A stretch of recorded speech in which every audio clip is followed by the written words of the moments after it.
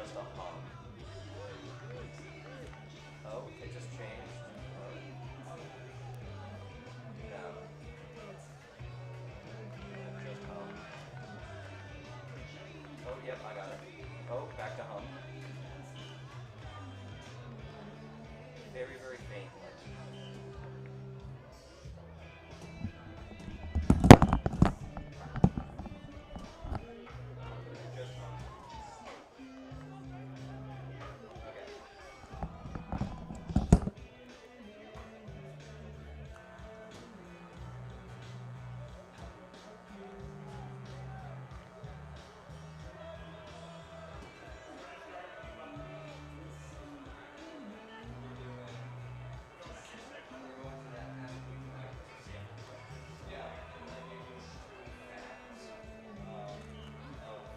It started in 2017 and next game is the 25th at 4 o'clock.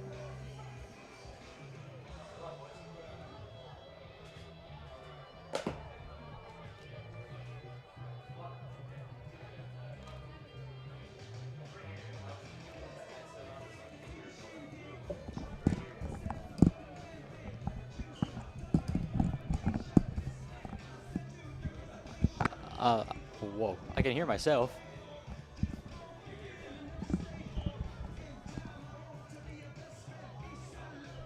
I I can't hear him now.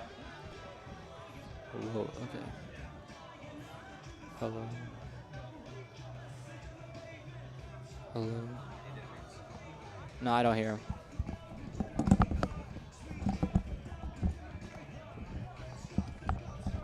How do you? Which one's this one? That's this one, this one.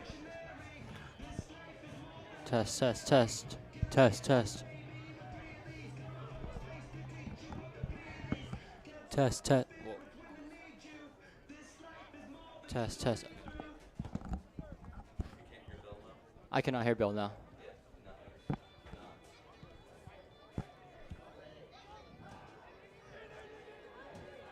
Actually,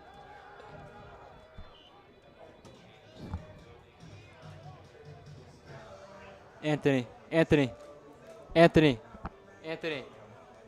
Get Nick.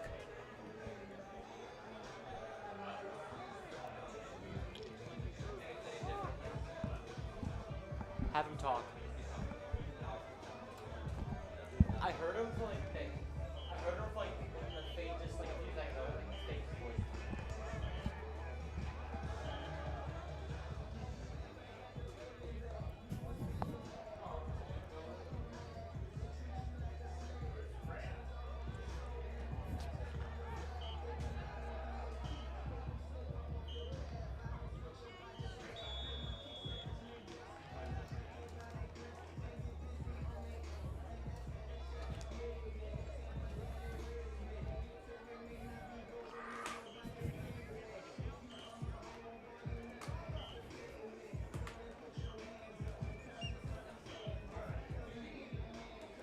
test, test. Oh, I hear myself.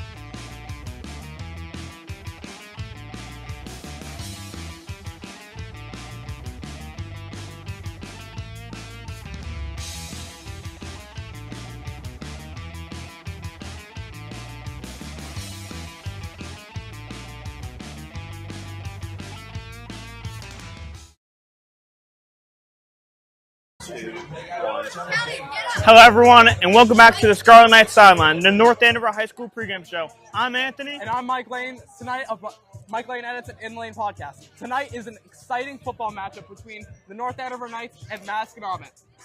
First, tonight, we talk with Mike Lane about the Unified Basketball. Mike, can you tell us about what Unified Basketball is? So, Unified Basketball, I got involved with the program my freshman year. My sister actually told me about it, and she was like, I think you should really do it. I think you love it, and just like really enjoy it with the kids. And I was also involved in Best Buddies, so I was like, might as well just do it. What's your favorite part about the program, Mike? Ooh, there's a lot of things. One of my favorite things is seeing the joy on everyone, like the kids' faces, whether they're playing or especially their parents, and how they're happy to see that people want to play with them and just love being there and just passing the ball, and them scoring the points is like the greatest thing that they love to do. And they just love being there. And when is the next game for people who want to come and cheer on? The next game is September 25th at 4 p.m. here at Crozier Gymnasium. Everyone should come. All right. And now the fall sports update. All right, to start off the fall sports update, the girls field hockey team won 3-0 on Wednesday and got a game going on right now. We wish them good luck with that. The boys soccer team is on a roll lately with back-to-back wins and a shutout win in both. The girls soccer team is 1-1 this week with a huge 8-0 win against Lawrence. Great win for the girls. Also, North Andover Golf beat Methuen, who beat us last week in football, so good to get her get back there. And it makes it back-to-back wins for the golf team. And that is it for the fall sports update.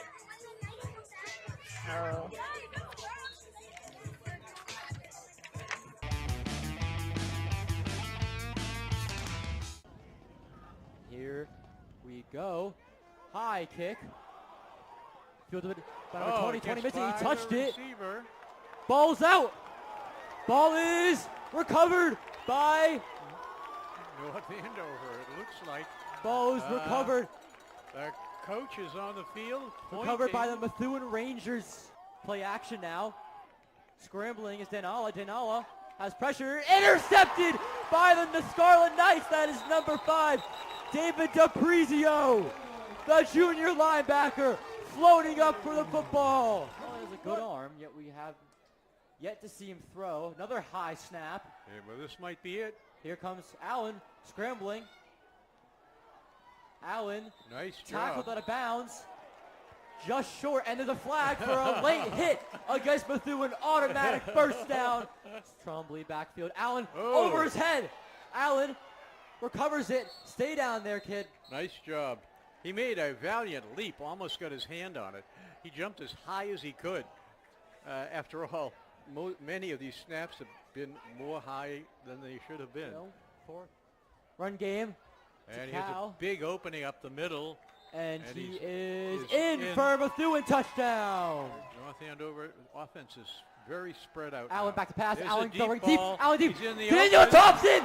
There goes Thompson. There we go. Thompson. Touchdown. Scarlet Knights. Thank you, Austin Allen. Thank you, Daniel Thompson. The Friday night Knights strike again. Here we go, Beautiful boys. play. Here we go. Valentino kicking it short, squibbed, touched by Methuen. And breaking many tackles. Oh, no. Oh, no. Methuen with the quick response. Touchdown. Rangers, number 2, Alex Santiago. Having a night versus Marshfield. Having a night versus the Scarlet Knights. Scores now 20-6. Methuen with the response. That is no. We kind of phrase it as more rebuild years. And here's Cal. Cal going in for a touchdown. Methuen Rangers extending their lead. First down and 2 to go. I would go left here. Go left. They'll go down through the middle. And he is in. North Andover touchdown. Austin Allen.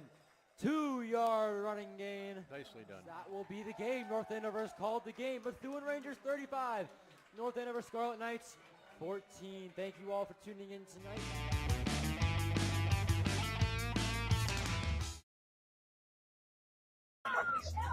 Welcome back, everyone. We're here at the student section. These fans have been here all 30 minutes. They're ready for this game. Now here's a preview for the Masconomet. So I did some research the past few days, and I found watch for number 35 for Connor Marshall is their returner for kickoff. Very, very fast. He's going to get our defense up and going. Masco's 2-0. They won their last game against Newburyport 41-7. Their pass rush was insane. Drew Gustafson, sorry if I mispronounced that name. Watch for his deep balls. He's going to torch our defense very, very soon.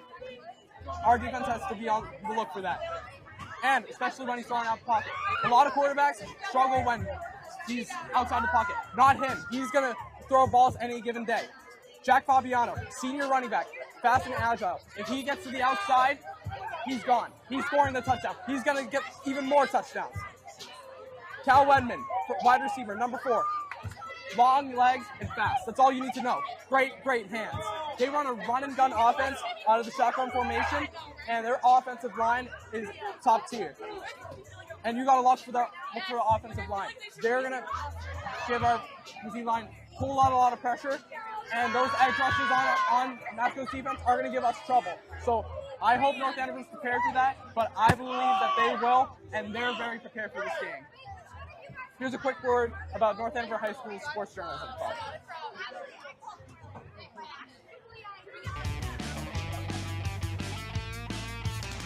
Hi, I'm Anthony. I'm part of the Sports Journalism Club. Hi, my name is Sid, and I'm part of the Sports Journalism Club. We cover all North Andover sports related, from doing a full broadcast to just little social media posts. We do morning announcements Fridays before school. We operate cameras, and we learn how to use a camera. It's very fun and a good experience. We do many fun things, including interviewing basketball players on the basketball team, the football coaches from the football team, and it's just a lot of fun interviewing everyone. You can join us Tuesdays after school in the athletics office.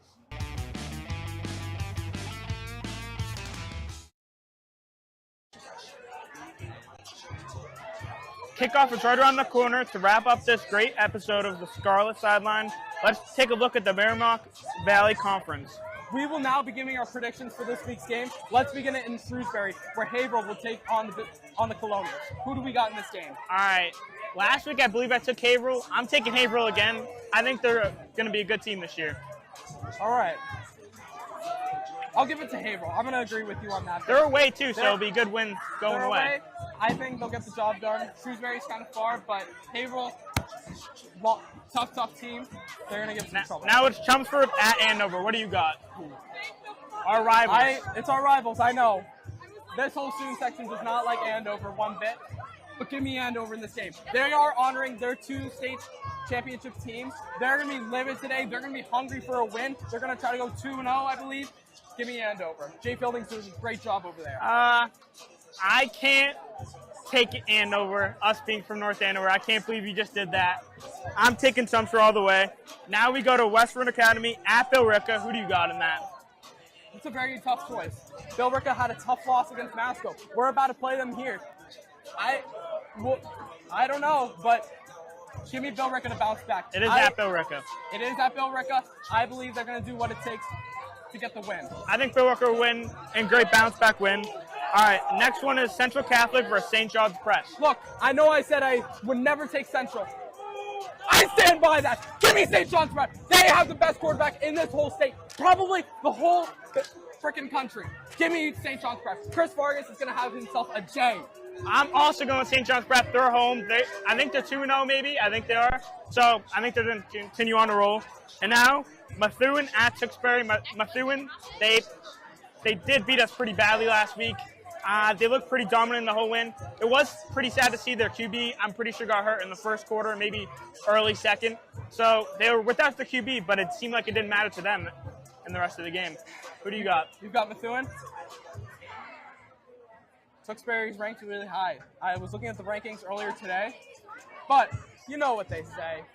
Rankings don't matter one bit. I saw that Methuen team. I saw how they torched both sides of the ball here at North Andover. Give me Methuen. They're going to be guns blazing.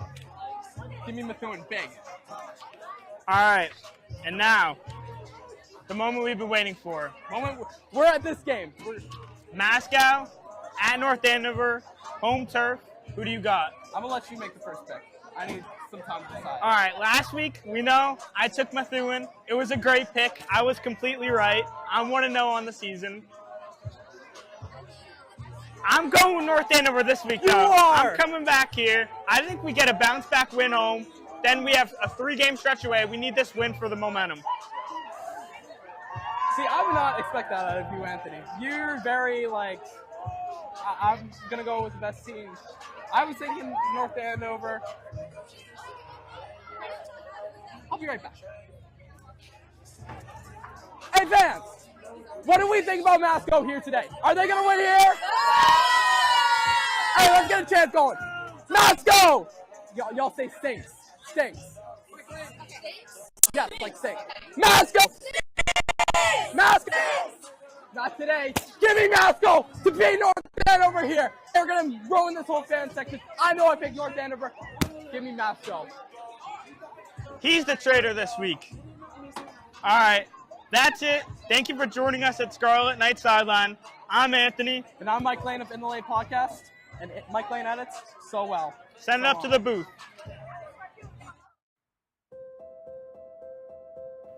Since I'm only allowed one word, I'm going plural on you. Opportunities. Communication. Professional. Dependable. Empowering. Everywhere. Inclusive. Cool. During the pandemic, they wouldn't allow parents or fans into the basketball games, and volunteering for NACAM was the only way I could get into the gym. And you're always looking for volunteers to either speak behind the camera or operate the cameras, and so I'm still here. I can reach everyone through YouTube and what I think are the best videos for me, for everyone to understand that I also have the same interests, and those who have the same interests like me would want to hear what I would have to say about what I like about it and what's cool about it. A center, identified as a senior center there, is communication in a sense. And I felt somewhere or another if my contribution could help a little bit, that it would be a fulfilling experience for myself as well. You know, one way that I've seen North Andover CAM really grow over the last 2 years has been their relationship with the Historical Society. You know, they've got this amazing new movie theater, and they've run a whole series of programs partnering with CAM over the last couple of months that have really been well attended. You've really embedded yourself in the community and made such an important community partner that I think that's something that's really special, and you don't always see that. Through public service announcements, in the past we've done some about leaving dogs in cars, locking your doors, stuff like that, where they get the message out too. And, not many people may see it on TV per se, but they'll see it on social media, which is even better. So by having a professionally run, studio like this, where we can, put together a message or put together a show and be able to put it out there, especially the younger generation, they're on their phones all the time and they're going to see it, which it makes us happy because we know our message is getting out there. Thanks to North Andover CAM.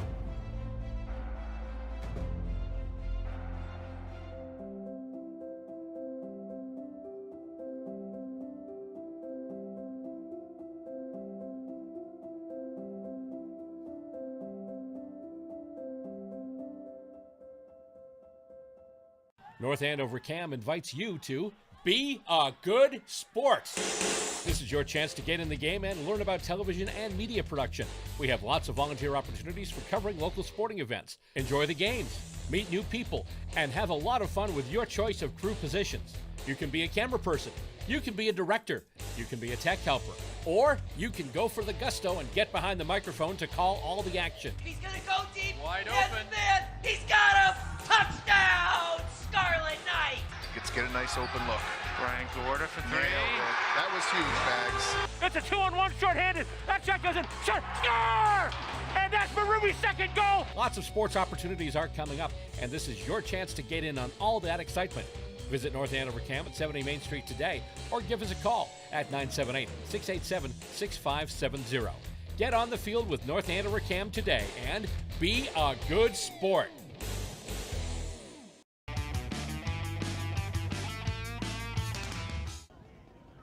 Here we go. High kick. Fielded by number 20 minutes. He touched it. Ball's out. Ball is recovered by North Andover, it looks like. Ball is recovered. The coach is on the field. Recovered by the Methuen Rangers. Play action now. Scrambling is Denala. Denala has pressure. Intercepted by the Scarlet Knights. That is number 5, David DePrizio, the junior linebacker, floating up for the football. Oh, he has a good arm, yet we have yet to see him throw. Another high snap. Yeah, well, this might be it. Here comes Allen scrambling. Allen, nice tackled job. out of bounds. Just short, and there's a flag for a late hit against Methuen. Automatic first down. Trombley backfield. Allen over his head. Allen recovers it. Stay down there, kid. Nice job. He made a valiant leap, almost got his hand on it. He jumped as high as he could. After all, many of these snaps have been more high than they should have been. Run game. And he has a big opening up the middle. And he is in for Methuen touchdown. North Andover offense is very spread out. Allen now. back to pass. There's Allen a going deep deep. ball. Allen deep. He's in the Daniel open. Thompson. There goes Thompson. There we go. Thompson. Touchdown. Scarlet Knights. Thank you, Austin Allen. Thank you, Daniel Thompson. The Friday night Knights strike again. Here we go, Beautiful boys. play. Here we go. Valentino kicking it short, squibbed, touched by Methuen. And breaking many tackles. Oh no! Oh no! Methuen with the quick response. Touchdown. Rangers, number 2, Alex Santiago. Having a night versus Marshfield, having a night versus the Scarlet Knights. Scores now 20-6. Methuen with the response. That is not kind of phrase it as more rebuild years. And here's Cal. Cal going in for a touchdown. Methuen Rangers extending their lead. First down and 2 to go. I would go left here. Go left.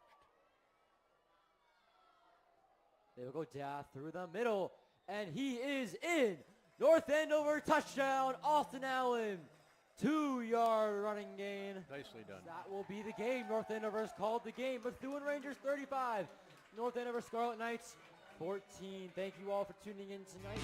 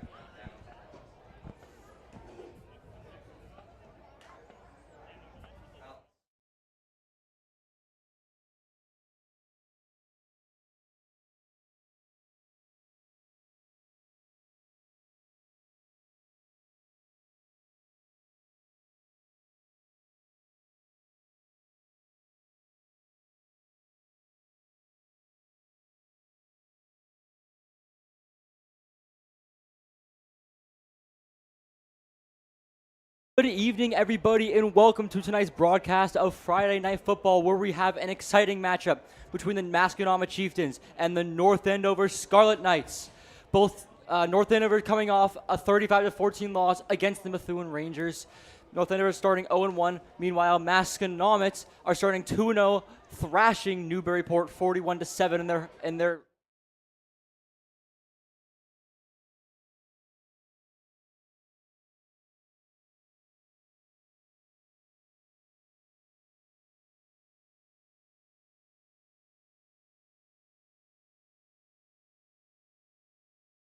positives and negatives throughout that game versus Methuen last Friday. For example, Austin Allen's touchdown pass to Daniel Thomas, David DePrizio's early interception, and DePrizio's rushing touchdown plus 2-point conversion. The inside run was also very much a positive, as well as the passing defense. However, some negatives from that game was the passing game, except for the defensive touchdown. Defending the outside run, very poor for North Andover Scarlet Knights. The entire defensive line, in my opinion, was not very good. The offensive line / Austin Allen's time in the pocket. Austin Allen had an average of 1.5 seconds in the pocket. Some of you may have been wondering, including me and Ray, why Allen was just holding on to the ball and not throwing it, because he didn't have enough time in the pocket. Austin Allen's key fumble right after the DePrizio interception right about the 20-yard line, where the band is standing right now. And the special teams, mainly the kickoff.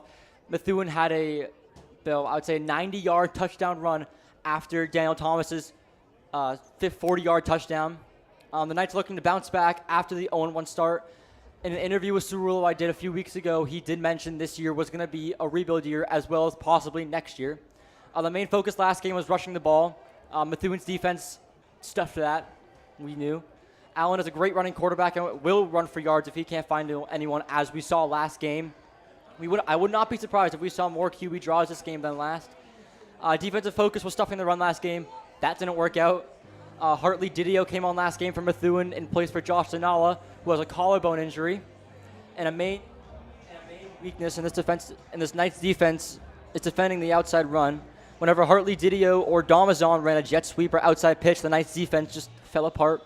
Another positive was the passing defense for the Knights with DePrizio's interception.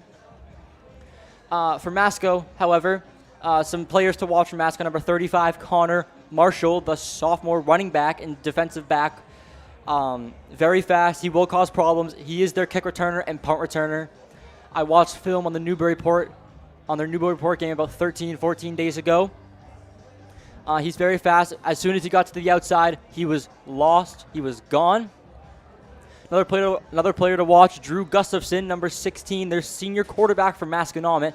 He has an amazing arm, and watch for the deep balls. Masco's offense is mainly a run and gun offense out of the shotgun formation, meaning they will throw the ball. Play action, they will throw the ball deep. They are not afraid to throw the ball. Speaking of that, Cal Wellman, number 4, the senior wide receiver. He's long legs, very fast, great hands. Would not be shocked to see the Gustafson to Wellman connection deep down the field or even medium range down the field. And finally, Jack Fabiano, senior running back, fast and agile. If he gets to the outside, he is gone. We did notice the outside run defense for the Knights last game was rough. And here come the Scarlet Knights right now, led by number 13, Michael Phelps, the senior captain. And as you guys may notice, Alex Phillips, not dressed for today's game, holding the American flag, having a brace on his wrist. Alex Phillips broke his wrist. He is out for the foreseeable future. Knights are hoping to have a great game, trying to bounce back after the 0-1 loss. And before we go anywhere with this game, we will be having a presentation taking place in around 2 minutes in honor of the 1994 North Andover football team that completed the goal of the undefeated record, going 11-0 and taking the Cape Ann League title. Later that fall, the Knights took home the Division 4A Super Bowl championship against East Bridgewater, winning 28-13. And now we will go down to the field to listen in on the presentation. Between the visiting chieftains from Masconomet Regional High School and your North Andover Scarlet Knights. At this time, we respectfully request your attention for an important pregame celebration. We direct your attention to the 50-yard line. Tonight, we welcome back members of the 1994 North Andover High School football team. In the fall of 1994, the Scarlet Knights completed the season with an undefeated record of 11-0, winning the Cape Ann League championship. Later that fall, the team captured the Division 4A Super Bowl championship with a 28-13 win over East Bridgewater. This was North Andover's first Super Bowl winning team. We are honored to welcome them home tonight. Please welcome Captains John Luthier and Sam Valishka. They're joined by their teammates Sean Daly, Harold Trombley, Brian McLaughlin, Mark Sweeney, Dan Smart, Darrell Perry, Brian Perry, Nathan Abel, Chris Long, and Mike Brown. Let's hear it once again for the members of the 1994 Scarlet Knights football team. Once a night, always a night.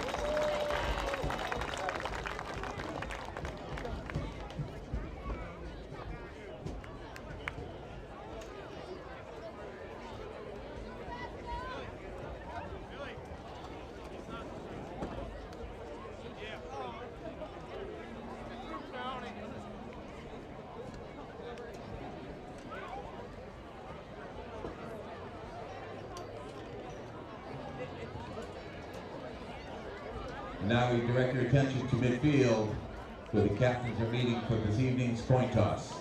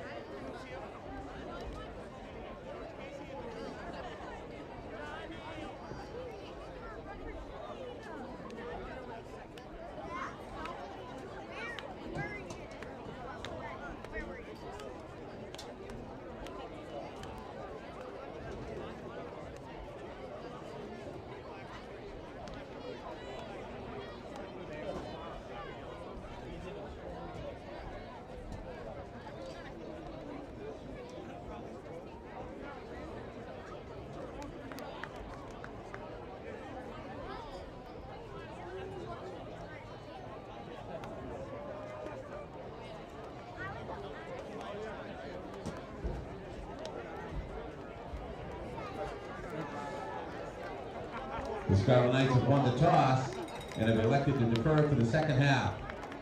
Masconomet will receive the first half kickoff. Good night.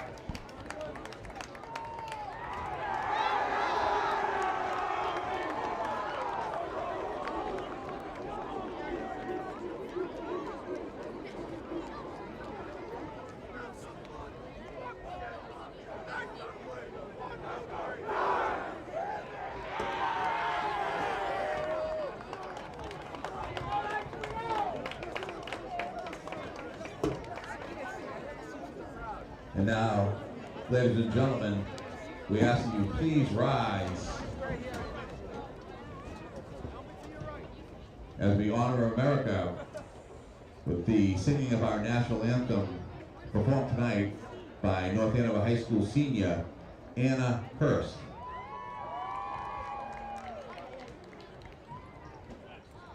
Oh, say, can you see by the dawn's early light what so proudly we hailed at the twilight's last gleaming, whose broad stripes and bright stars through the perilous fight for the ramparts we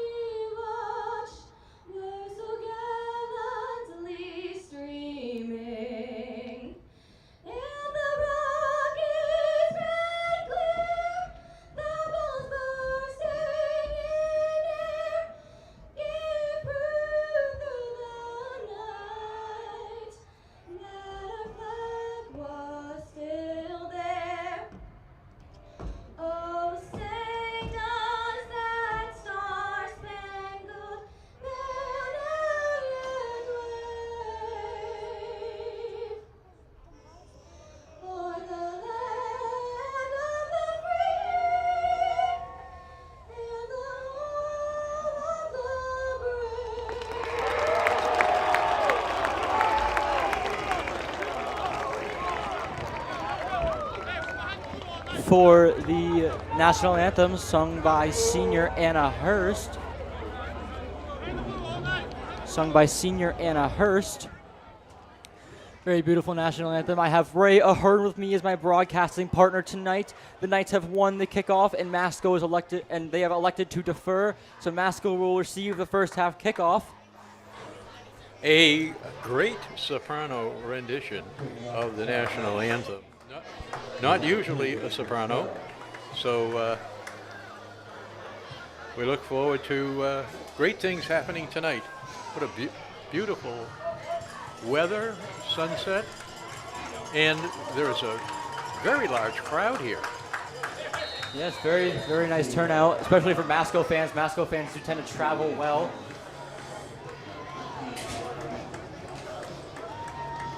Here we have number 2, Daniel Fitzgerald taking the kickoff.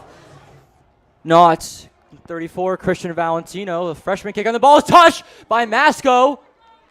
And it is recovered by the Masconomet Chieftains. Masco ball. Masco will get the ball around the Chieftains' 40-yard line to start this game. Daniel Fitzgerald on the kickoff and not freshman kicker Christian Valentino. Excellent field position for Masconomet. Unfortunately, they're close to the 40. When you're close to the 40, especially with this pass game defense from number 16, Drew Gustafson. Gustafson in the backfield has 11, Jack Fabiano, senior running back. Fabiano outside. Gustafson dropping back to pass. Gustafson getting pressure. Gustafson goes down. Sacked. Get is sacked. Taken down by number 13, Michael Phelps, assisted by number 67, 67, and a third tackler. Elijah Kowalski. Second down and long for the Masconomet Chieftains. About second down, and it looks like 16. Masco quarterback is tall.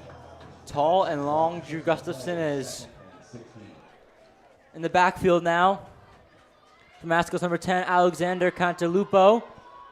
Hands it off to coming. Fabiano. Fabiano getting to the outside. Has him. And he gets stuffed. Sandwiched by number 9, Marcus Peralta. And number 13, Michael Phelps, then on the tackle as well.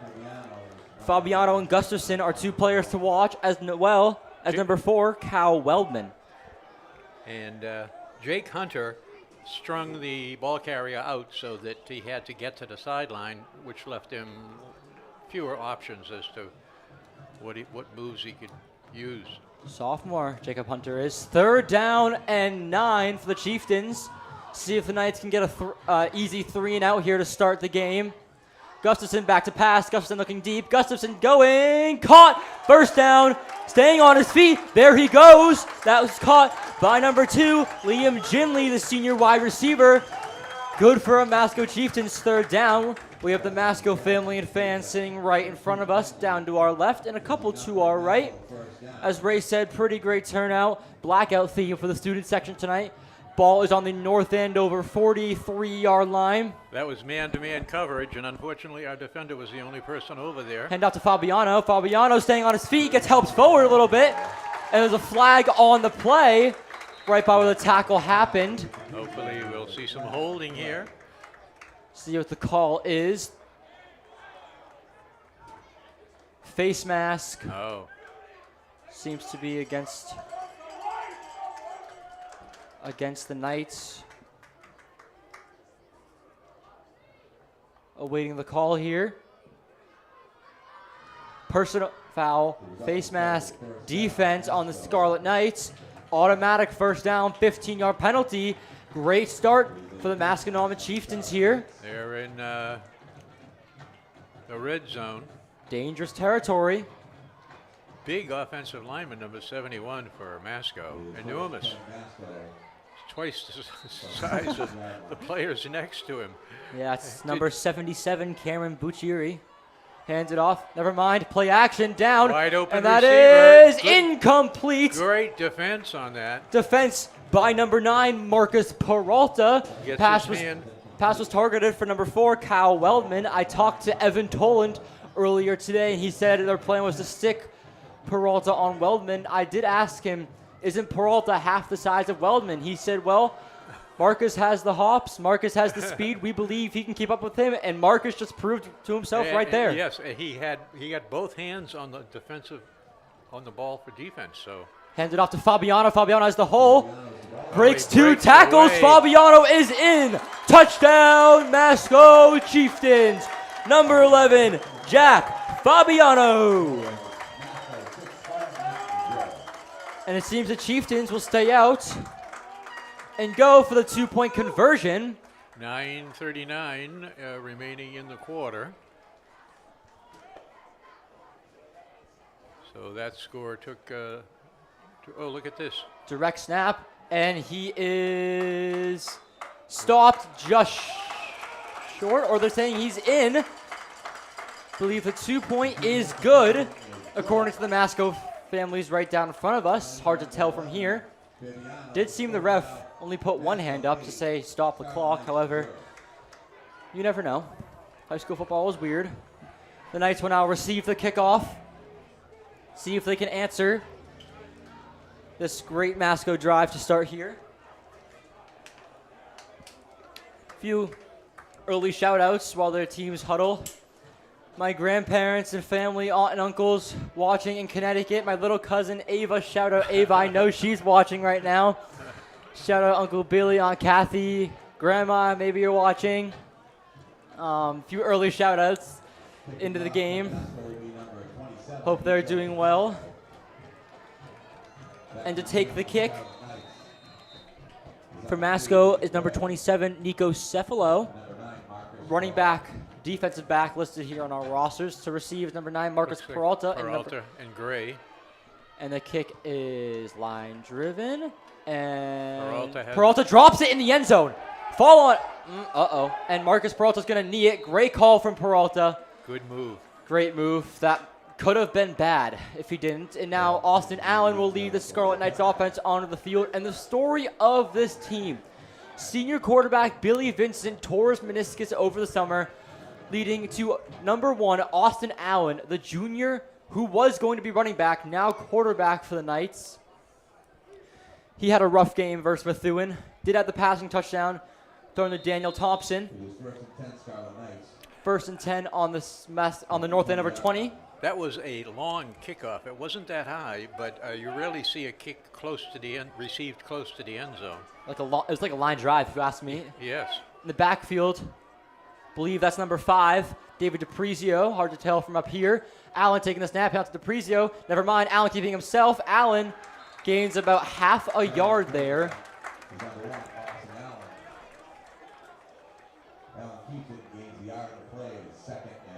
Good blocking downfield by Wondolowski, Tanner Wondolowski. 6'1", 185. He's a sophomore. A lot of very young team for the Knights. Tanner Wondolowski, the sophomore. Jacob Hunter, sophomore as well. This just could be somewhat of an older team as well. A couple of juniors, some seniors. Allen Jr., Evan Toland. Allen keeping it again as the outside of the lane. Allen only gets about another 2 yards on that.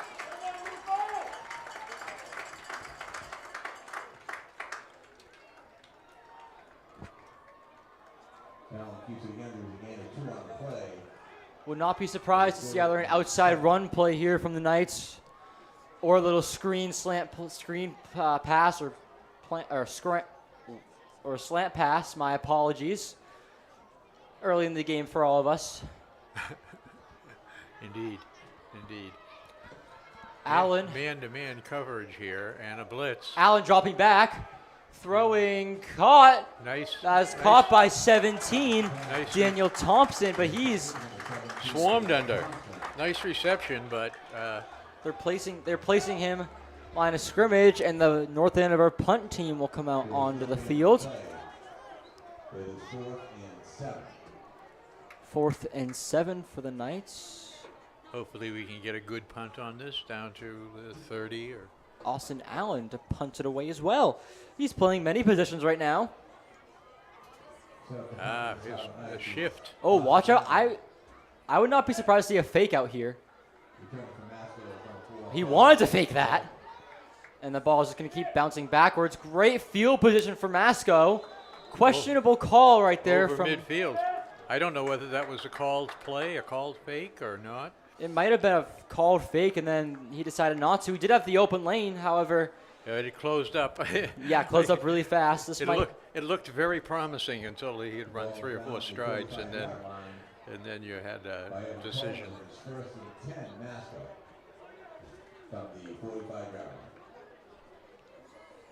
First and 10, So- Masco on the 45. 7 minutes and 30 seconds left in this opening quarter. Beautiful night. Perfect weather. Low humidity. Sun has gone down. Lights are on. Friday night lights. Here we come. Pack student section. Gustafson taking the snap off to Fabiano. Fabiano breaking tackles, breaking multiple tackles. Fabiano to the outside. There he goes. And he gets tripped up by number 14 on the Scarlet Knights, Jacob Hunter once again.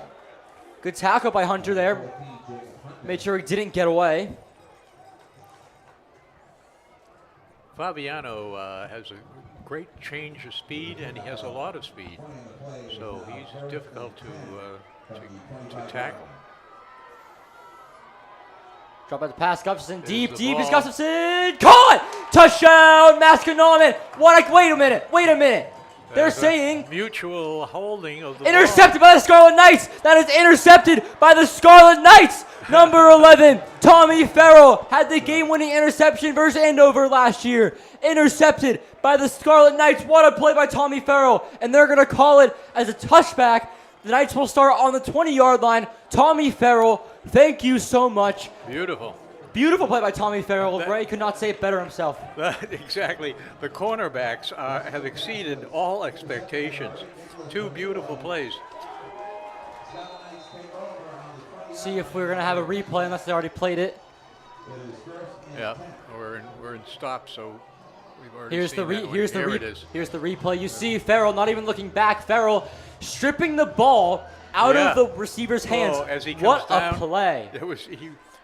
By the time he hit the ground, he had the ball in his gut. Handed it off. DePrizio getting the outside, breaking a tackle. DePrizio has room. He has room. Oh, gets tackled. Out to the 35. And that is a first down. Scarlet Knights jinxed you there, Ray. Jinxed you there. 15-yard run for David DePrizio. Great start to this drive so far. Hopefully many good things could come here. From the 36-yard line.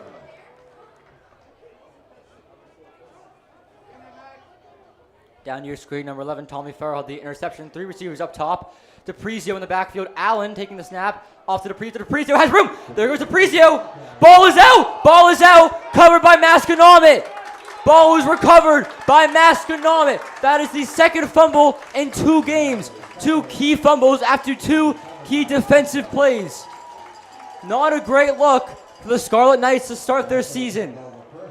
That is the second time in 2 games after 2 key defensive plays the Scarlet Knights have fumbled the ball and given up valuable field position.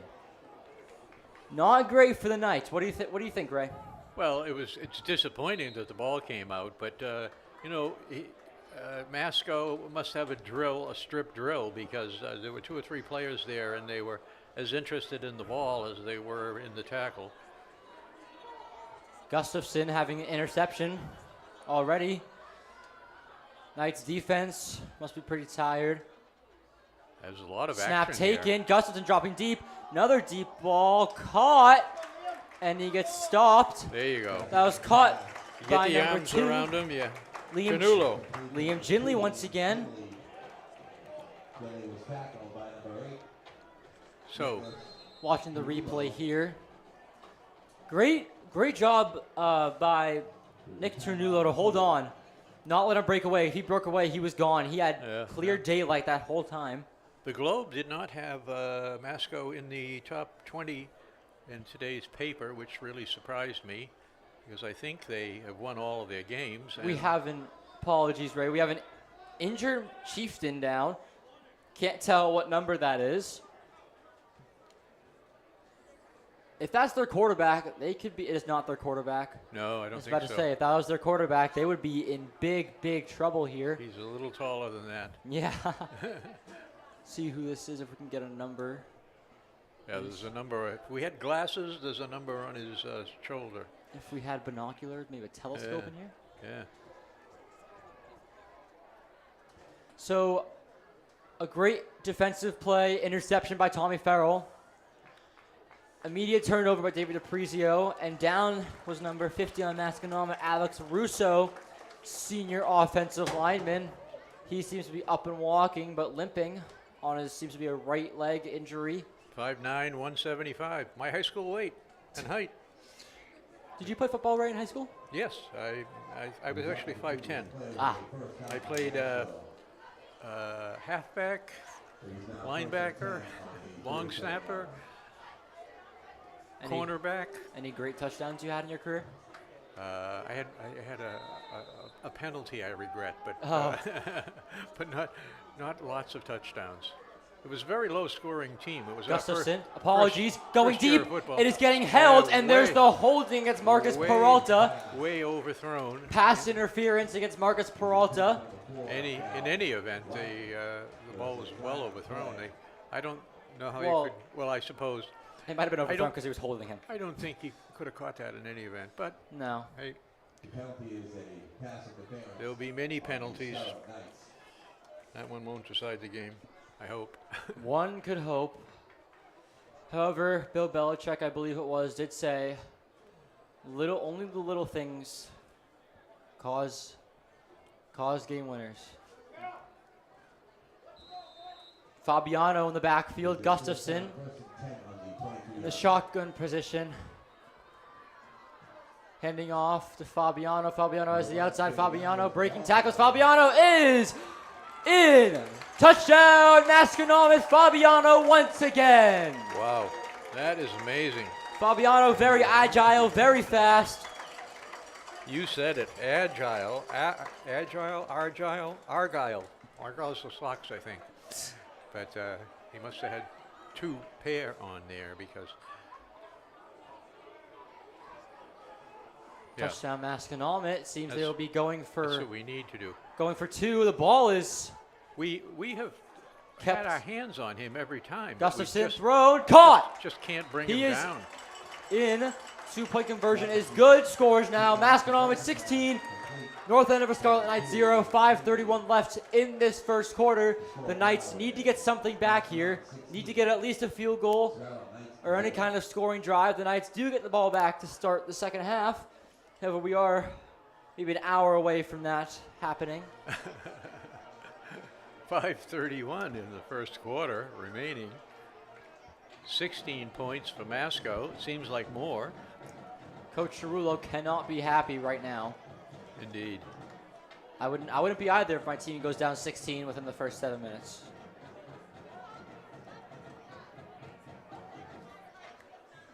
Peralta and Gray to receive.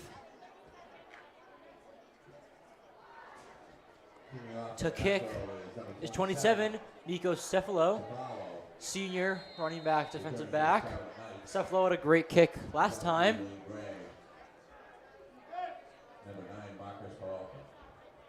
Line driven once again, outlet out the back of the end zone. No, never mind. William Gray's going to keep it. Can William Gray get anything? No, he can't. Ball is almost stripped. Gray getting pushed backwards. And they're going to give him forward progress, so they will say he is down at around the 22-yard line. See if Austin Allen's Scarlet Knight offense can at least get over midfield. That would be the goal, right, Ray? Indeed. Gray stopped at the 22-yard line for the first and 10 Scarlet Knights. Offense coming out on the field now. And with the various Knights injuries, they've lost a few key offensive lineman players. For example, Alex Phillips has been one. Oh, yeah. Yeah, there was. Allen taking the snap off to DiPrizio. DiPrizio has room, holds on to the ball this time, and he is short about 1 or 2 yards, 1.5 yards from the first down line. DiPrizio's an impressive runner. He knows exactly when to. And they're going to give him the first down. He knows exactly when to cut up field, and he keeps his stride balanced and variable. They're going to give him the first down. Although the ref down here to make it look like it was short. Allen pass, screen, over the head of 9, Marcus Peralta. A little too fast there for Allen. Ray, I'm not sure, Ray, I remember you mentioned last game West Coast offense on how Allen could use that to his advantage of, what was it, holding onto the ball for less than 2 seconds? Exactly. And Joe Montana? That was exactly. That was a good example of it. Unfortunately, the ball was way overthrown. When I would play on the beer game on Sunday mornings from 10 to 11:30, I would always lead the runner upfield and throw the ball for his hands, his waistline. When you throw it over his head like that, you're off by Allen 15 dropping out the pass. Allen going to keep it himself. Allen has room. Nice. Allen staying on his feet. There goes Austin Allen. Austin Allen's going to run. And he holds on to the ball. We get over midfield. We get to the 40-yard line of Masconomet. Great call by the offensive coordinator for the Scarlet Knights. Great execution by the Scarlet Knight offense as well. And Austin Allen looks like a very polished runner. He is. Every cut he made gained every few yards. And offside will be the call. Offsides on the defense. Very good. Subbing into the game is number 11 on the Knights, Tommy Farrell, and number 21, Aiden McGarry. 1st and 5 from the Scarlet Knights on the Masconomet 35-yard line. 4 minutes in the quarter. Austin Allen taking the snap, handing it off to DePrizio. DePrizio not getting much, maybe about 3 yards there. DePrizio pushing forward, had good drive, good lean drive.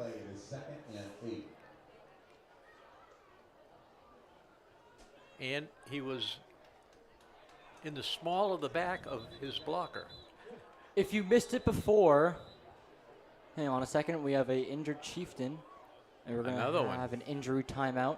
If you missed it before, there was a presentation earlier, right before this game, in honor of the 1994 North Andover High School football team. To recap, that North Andover team completed the goal of an undefeated season, going 11-0 and taking the Cape Am League title.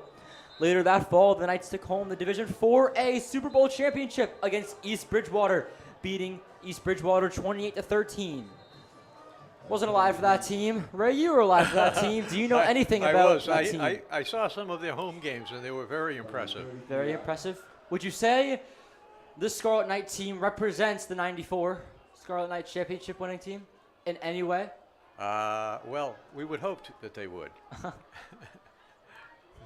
They're good. They're doing their best at the moment, and they're getting experience. Allen dropped back to pass. Allen releasing it off the fingertips of Peralta. That's twice. Allen and Peralta could not connect. This will make it 3rd down and 2. If I was the Scarlet Knights here, I would say hand off to DePrizio, get an outside run going. It's been working. DePrizio has gained many yards. He did lose the ball once. However, one play doesn't define your whole season or game. So we've got 3 wide splits. So there are 8 offensive players here. And it looks like, well, of course, that enormous lineman is in there. But Allen going to keep it himself. Allen has the room. Allen gets the first down. Easily. And Allen will get shoved out of bounds out around the Masconomet 20-yard line. 1st down and 10 for the Scarlet Knights in the red zone. See if the Knights can get a touchdown or even just a field goal. Amazingly, all of the defenders were believing that the ball was being run off of right guard. And that gave Allen a wonderful opportunity, and he took it. Per request, shout out Christian Valentino, watching from home, is a bit sick. Allen dropping back to pass. Allen is a holding now. Allen going to run. Allen gets to the outside. There's a flag on the play. It seems to be against the Scarlet Knights. I'm assuming a holding. Masco family was screaming. Holding offense on the Scarlet Knights. So Austin Allen's run gets turned back. And that will be, I believe, either 1st and 15 or 1st and 10. our runners are performing much better than they did last week. Well, keep in mind, Methuen's defense was very solid. But yes, Ray, you are right. 1st and 20 now for the Knights. Would not be surprised to see a handoff here. Allen takes the pass, dropping back. Never mind. Allen to Peralta. Peralta gets snapped down, and they're going to say he caught the ball, although it did look like Peralta lost it off the tackle. And Peralta will gain about 5 yards with that play, and it'll be a 2nd down and 16 for the Scarlet Knights on the Chieftains' 27-yard line.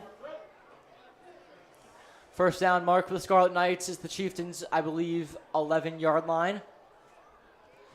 2nd down and 15. Much more passing plays. Yes. Allen going to keep it. Allen down through the middle. Nice gain. Tackled at the 19-yard line, maybe 18.5-yard line. So it'll be about 3rd and 7 for the Scarlet Knights. So 3rd and medium.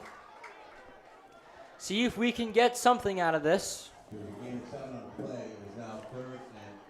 The splits on the defensive linemen are giving us opportunities.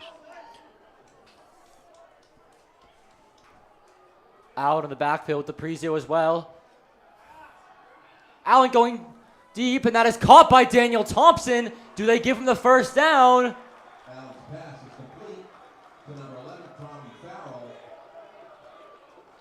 Tommy Farrell on the catch, and that is short 2 yards. And it seems we're going to stay on the field. Sticks are not moving. This is good. This is a good aggressive move here. This is the play.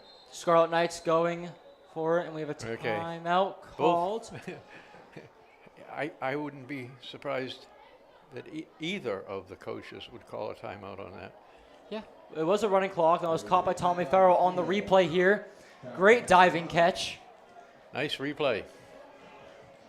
Thank you to Bill and Jackson Ziegler in the replay booth. Oh, we could see ourselves up there. Just a little bit. Far left, far right booth on your there you screen. go. It's gone now. My name is Alex Riddick. Next to me is Ray Ahern. Thank you all for joining us on this lovely Friday night. Great game so far. Masconomet up 16-0 on the Scarlet Knights. Scarlet Knights on the Masconomet, I believe, 11-yard line. 4th and 1, 46 seconds remain in this in this quarter. A timeout was called by Masconomet.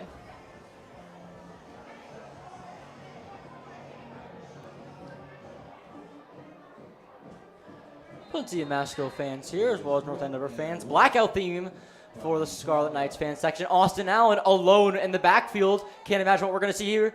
Allen is a flag on the play. Yes, hopefully. And we're going to have a conferring meeting of the minds. False starts on the offense. That's going to back him up a little bit more. Not very helpful at all. And you're missing your kicker, Christian Valentino. So a field goal really isn't a great option here. Falls a false start on the Scarlet Knights.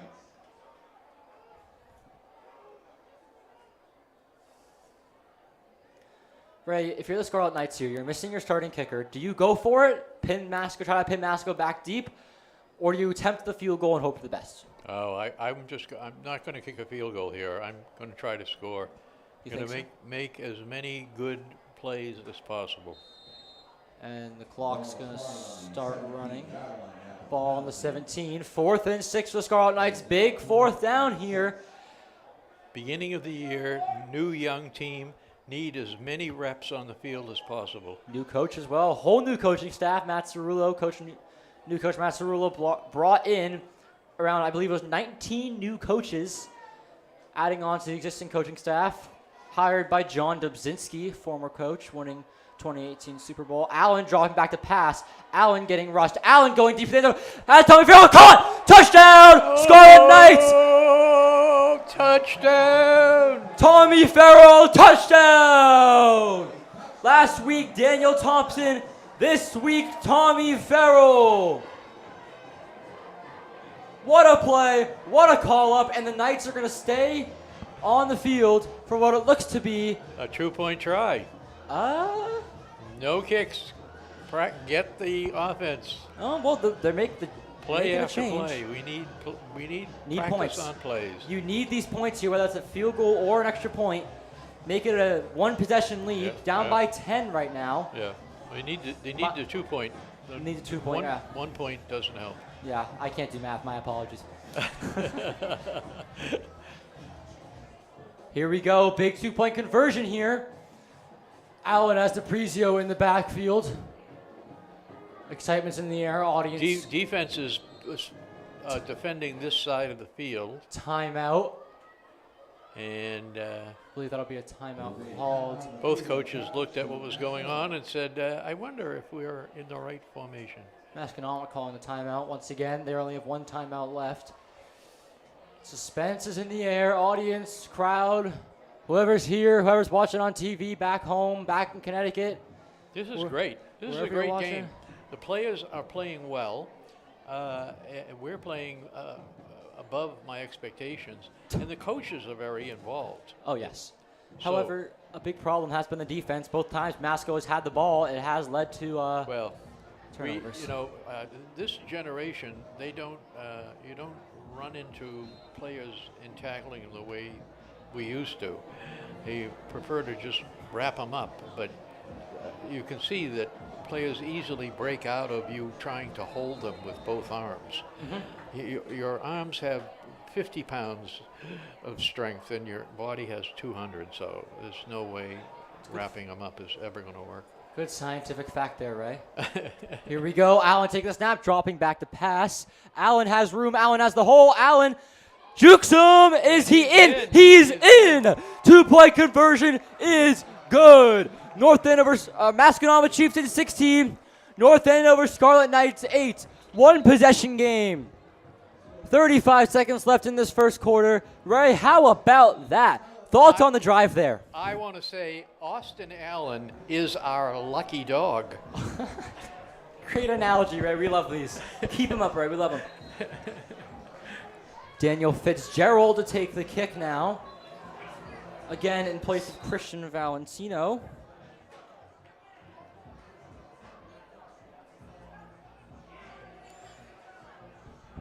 A few more shout-outs while we have the...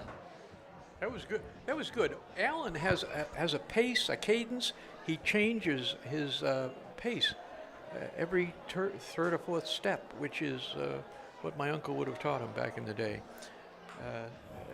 It's the vectors, and when you're visualizing and you're trying to make the intersection point, if you continue with the pace you're on, you're just contributing to getting tackled.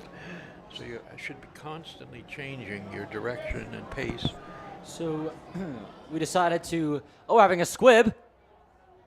And recovered by Masco on the 45-yard line. And we decided to skip the next 35 seconds of the first quarter and go right to the second quarter. So Masconomet will have the ball to start. If North Andover defense gets a stop and a score here, whether a field goal, a touchdown, whatever that be, we get the ball to start second half. I think this game, knock on wood, wherever that is, right here, this game could be in range for the Scarlet Knights. I know. It's too early to tell. I can feel it. My Uncle Matt is screaming at the TV. My Uncle Matt, my dad are screaming at the TV right now. It's too early to tell. I understand. I know. I know football works, but I can trust feel me. it. You can feel it? This is a night we're going to sell a lot of pizza and popsicles. Oh, yeah. Here we go. Gustafson motioning. Gustafson handoff. Play action. Getting pressured. Going deep. Has his man. And he is out of bounds. He was out of bounds. Incomplete. Just led him too far. On this replay here. He thinks it's a touchdown play, but it faded. He faded the ball to the left too much. His thoughts were not right. He had the wrong amount of spin. Gustafson has Fabiano in the backfield, handing off to Fabiano. Fabiano has room. There goes Fabiano. Fabiano, there he goes. There goes Fabiano. He is. And he gets tackled. That is by I believe number 5, David DiPrizio, who's having a busy night tonight. If you watch this, there are people available to tackle him, but some of them are being blocked, but no one's close enough. That tackle was made by number 14, my apologies, Jacob Hunter. And Tommy Farrell did have a lane to tackle him, however, he missed. Gustafson back to pass. Gustafson rolling out of the pocket. Still has the ball. Trapped. Someone has to tackle him. He has open room. He has an open field. And he's going to keep going himself.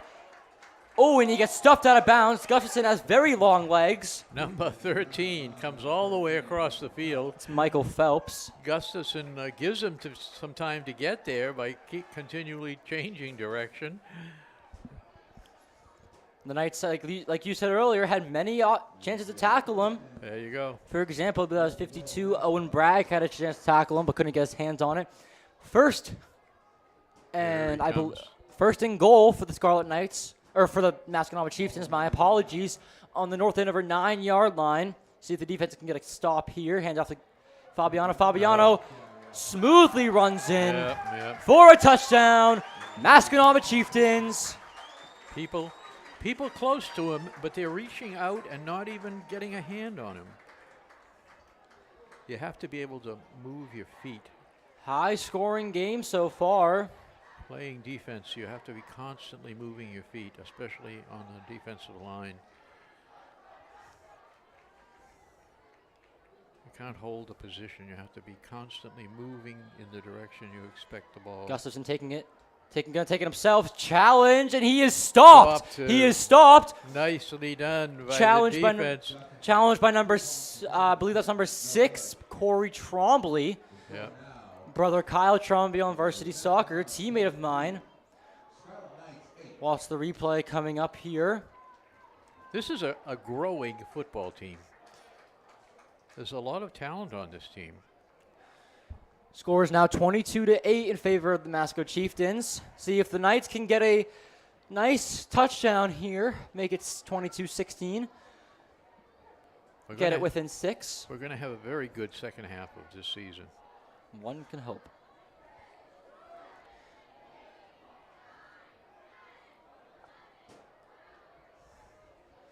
Shout out Mr. Nugent, right behind the Knights.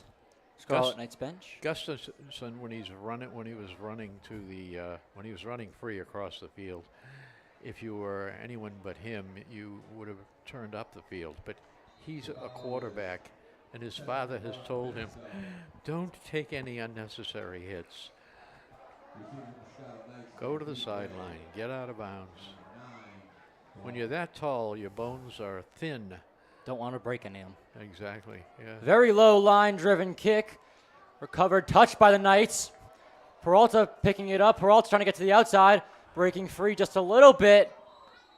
And is shoved out of bounds by number 0, Andrew Kelly. So the ball will be marked on the Masconomet 27-yard line. Give a couple more shout-outs here. As I mentioned last week, went to a camp at Quinnipiac, sent them the link. And yes, they are watching. Georgia Riccardi, Simi Samra, Madeline Crosby, Boone Henry, Peyton. I might be forgetting one. If I forgot you, I'm so sorry. Andrew Kiang. There we go. Didn't want to forget any of them. North Andover with the ball. 10 minutes 42 to halftime. Out to DiPrizio. Stuffed. Driven back 3 yards. Great play by the Masconomet defense. It is now 2nd and about 13. 2nd and 13. Great play by Masco. Way to swim off the edge there. Fall Sports Update just a little bit. Boys soccer beating Chelmsford last night 2-0. Shane Lawler 2 goals. North Andover Scarlet Knights boys soccer again on Tuesday. Beat Lawrence, my opinion. I'm going to pause for a second. Peralta going to get some good yardage. Very good. North Andover boys soccer beat Lawrence 4-0. Goals scored by Ryan Pickett, Shane Lawler, Ferris Belsani, and I believe Liam Delaney. Unless Shane Lawler had 2, I'm not very sure. And we have an offsides call. This will be an automatic first down for the Scarlet Knights. Yes. Thank goodness we needed this. Austin Allen, great leadership. Points at the guy who made the foul. Perfect. Just casually. By the way, he's offside. By the way, I'd like to inform you that your player has just cheated. Cheating doesn't get you anywhere. Boys varsity soccer once again has Medford tomorrow, 1:30 p.m. here at Joe Walsh Stadium. Come out for the game. Tickets are $5. Buy at the door. Throw into Tommy Farrell. Farrell has room. Farrell will get the first down. And more for Tommy Farrell. And he's going to trip Daniel Thomas while he's at it. First down for the Scarlet Knights, tackled at the 41-yard line. First and 10. Wonderful offensive play by the offensive play caller there, because they were over on that side of the field, and he immediately sends them. You see 3 defenders. He's outside of those defenders. He's outside of the defense. From the beginning, he's outside of the defense.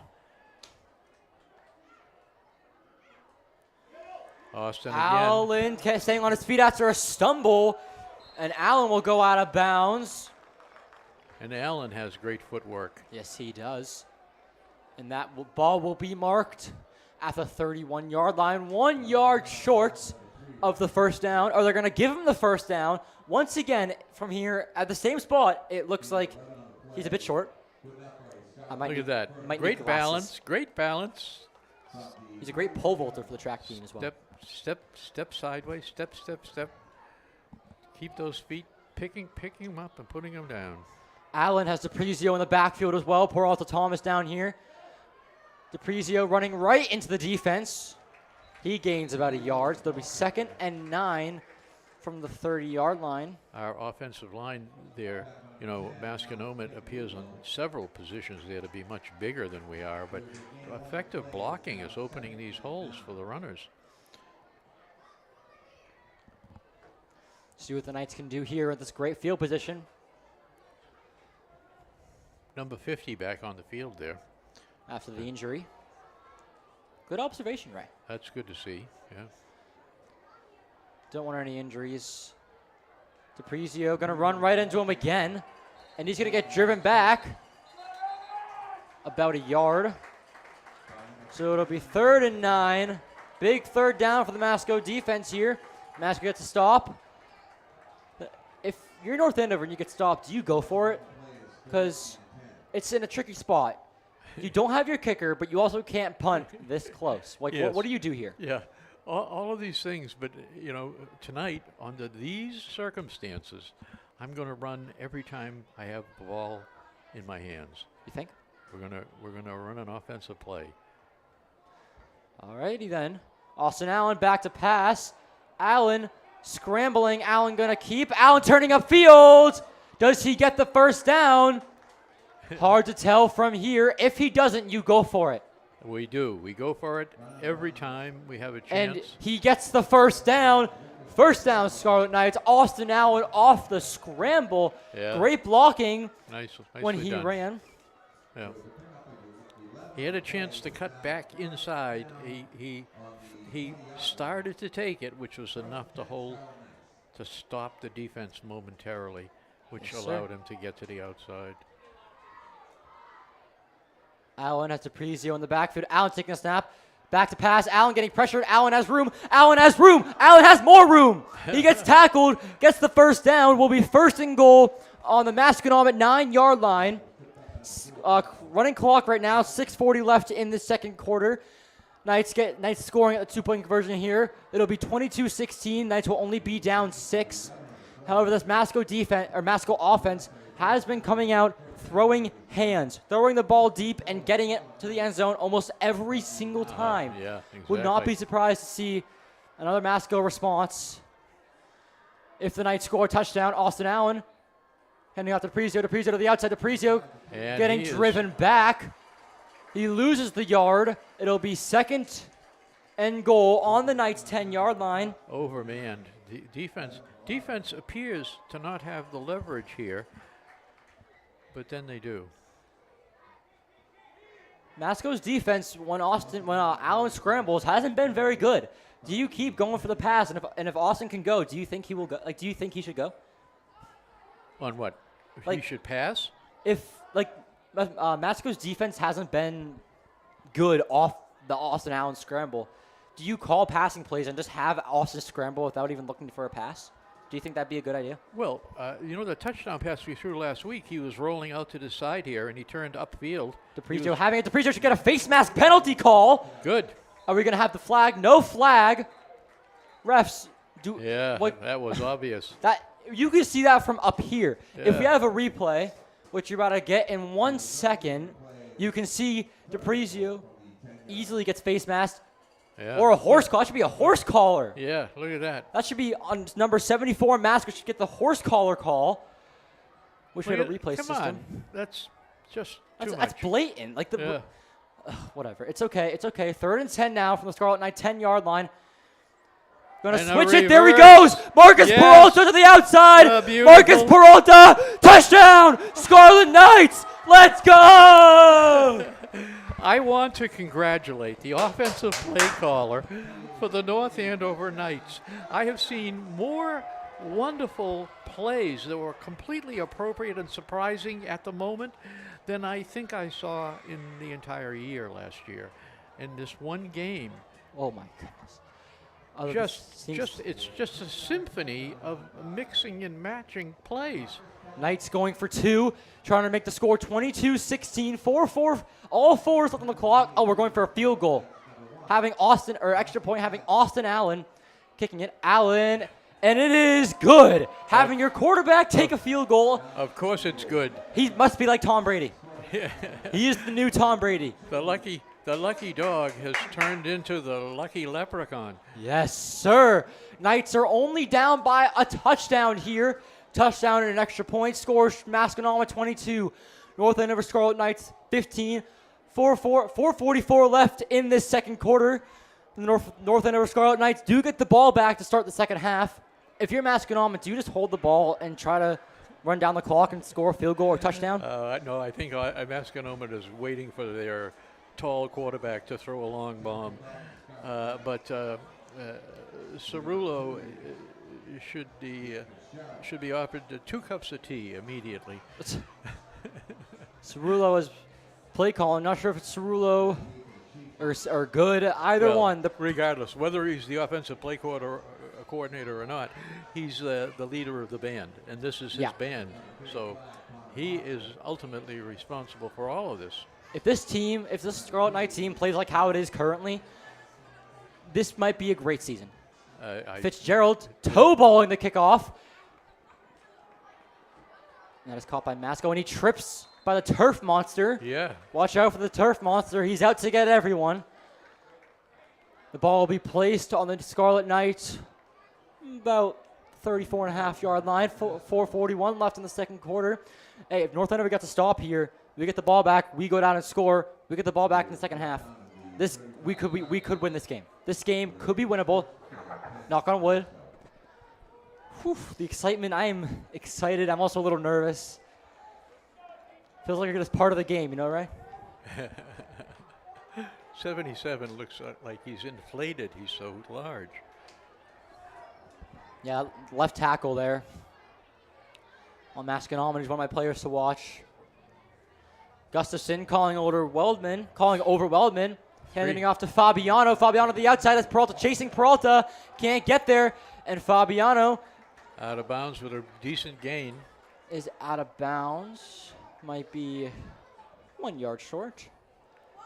Again, it's the outside run that is killing the Scarlet Knight defense. Yes, we saw it with, I almost called it Michigan. We saw it with Methuen, and now we're seeing it with Masco. I thought this was only going to be a Methuen scenario. However, it's a Masconomet scenario too. Gustafson taking the ball. Back to pass. Gustafson has his receiver open, and his receiver breaks the tackles, and he gets tackled by number 6, Corey Trombley, the junior linebacker. Big mistake by the receiver. He stopped and tried to go in the opposite direction, which gave the 3 tacklers the opportunity. Running clock here. If he just kept moving, he would have been in the clear. He should just continue running. And we have a...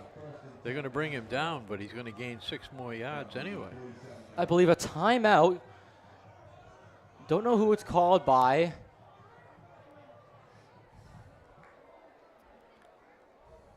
This game has been very exciting so far. Might be the blackout theme. I feel like North Andover always wins in the blackout theme. Remember last year, we played Drake it here, I believe, and it was a blackout theme, and we killed them, I believe, like 45-7. Oh, yes. Yeah. I think I recall that game. I'm sure I recall that game. I think the referees shortened the clock in the 4th quarter. Scarlet Knights called that timeout. As they should have. Why do you think that? I believe that they should have let the clock keep going. Why did they call that timeout, Ray? Let's see. There's a phrase that explains it, but it's a professional courtesy. Drake, for some reason, was not recruiting enough players to have a good balanced team with more than enough players to. They had enough players to field a team. They didn't have any reserves. So now they have they blended their football team with a local, I think, a vocational team. And now they're much better. Sorry to interrupt you, Ray. It's Weldman. Yeah, Weldman breaking, trying to spin, and he's still moving. Why is he still going forward with 10 guys on his back? That was impressive by Weldman. Everyone has their hands around his waist. As soon as you get the hands around the waist, if you're going to use that technique, one of your hands has to go down below his knee immediately and pull up so that he pitches forward. You should be a tackling coach, Ray. Low snap, recovered by Gustafson. Rushed, getting a deep ball. Caught! Touchdown! Masconomet! You know, I'm going to be honest here. This might be a good thing for the Knights. Looking at this Knights offense right now, well, we could go down and score with this plenty of time right here and then get the ball back and tie the game. Yeah, exactly. That's a great way to look at it. Having positives right now for this game. Masconomet going for 2. That was a beautiful pass. It just dropped out of the sky right into the receiver's hands. Although he did shorten the last couple of steps. Seems to be a fire drill here.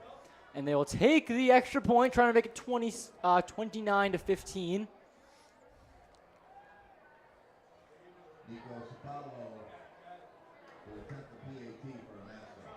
Taking the PAT. Holding is Weldman. Weldman doing a lot. He plays playing cornerback and wide receiver. Kicks up, and the kick is beautifully down the middle. It is good. Scores now. Masconomet 29. Scarlet Knights 15. 15, indeed. Just under 3 minutes left to go in this game. North Andover not out of it yet. Only down by two touchdowns. Go down, score, get the ball back, score again. We're all happy. Exactly. That's what needs to happen. But however, that was the mindset versus Methuen, and look where that got us. And then we go to the band. I'm sure the band performance will be coming on as well.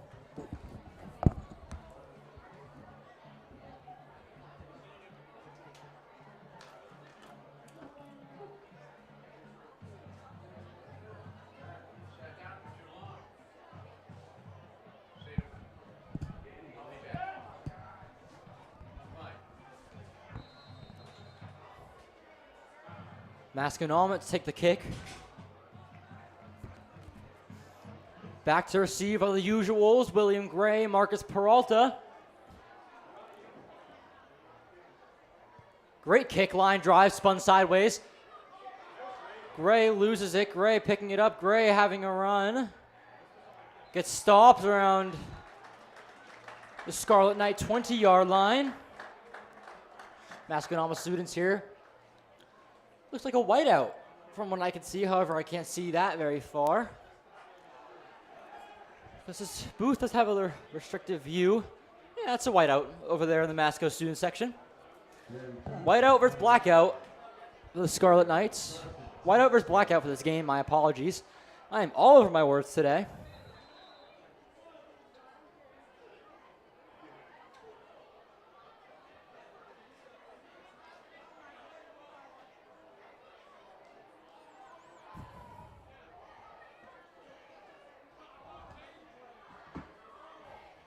Austin Allen has Peralta in the backfield for a change. Has 2 receivers down towards the camera, 2 up top by the Masconomet bench.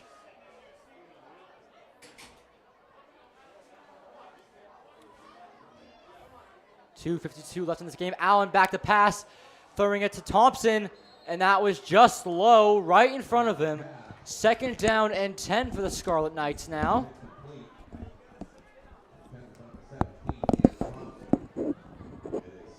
.247 left.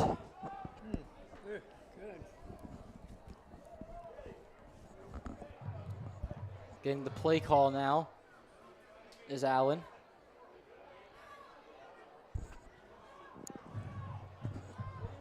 Allen steals Peralta in the backfield. The Parisio was taken out. Not very sure why. In motion, great. And we have a false start on the offense. They're going to be backing up just a few more yards. Wow, that was like syncopated. One move, then the next, then the next, then the next. Like a chain reaction there. That's what that was. So it'll be 2nd and 15 from the North Andover 15. North Andover needs to get a touchdown here because you can't keep doing touchdown, the Masco scores, touchdown, the Masco scores. You need a touchdown and a stop. Or a touchdown here, a touchdown to start. Yeah, we're working. Can't keep going like this. We're working a lot to get our touchdowns, wearing out the linemen. His linemen are Allen going back to to pass. pressure. Allen scrambling. Allen going to go There it himself. is. There he goes. And he will be stopped just right after the original line of scrimmage. This will be 3rd down and medium. This will be 3rd down and 4, give or take. Look at this. He's looking around. He's looking, and now 1, 2, 3. There he goes. And he's gone. And we have a timeout, I believe.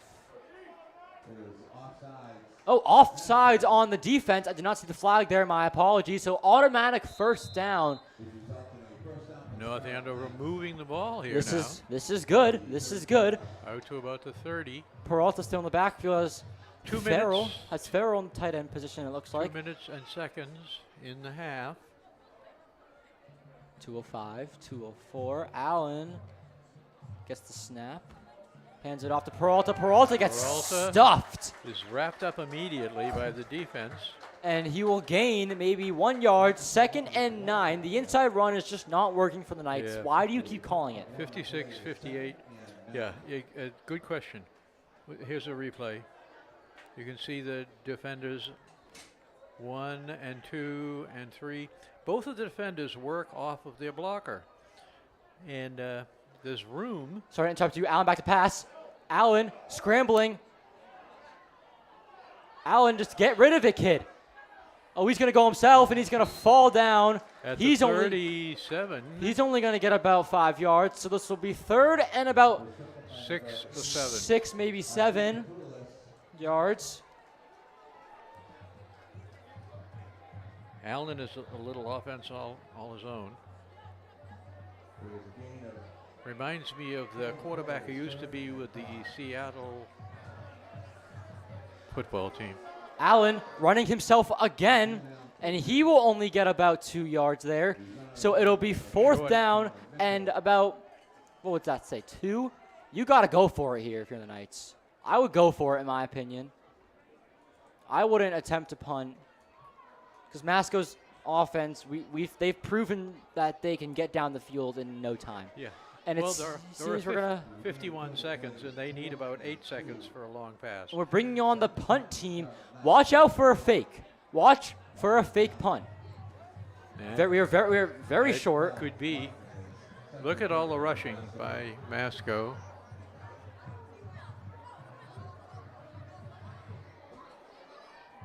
Allen calling it. Getting the punt. Wow, great Nice, punt from nice Allen. punt. Touched by Masconomet. That's Weldman. And that gets, it's going to the end zone. Loose. And it's recovered by Masco. If the Knights got that. How unfortunate. If the Knights had the majority of the players in the area, but couldn't get on the ball. The only player who could get it got it. Off the replay. Weldon misses the ball. Knights had 2 players there to get it, but it was recovered by Masconomet. Now they're down at the 10-yard line. Masco again has proven they can go down and score within 30 seconds. 40 seconds left in this half.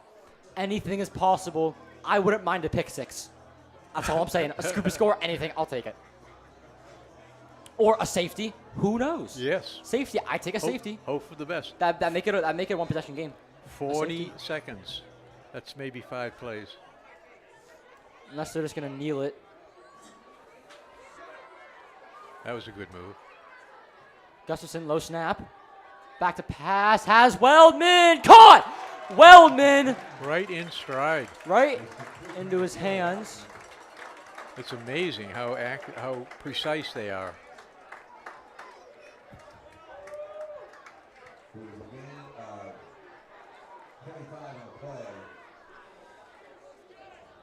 Gain of 25, 1st and 10 on the Masconomet 35. On the Masconomet 35. 30 seconds.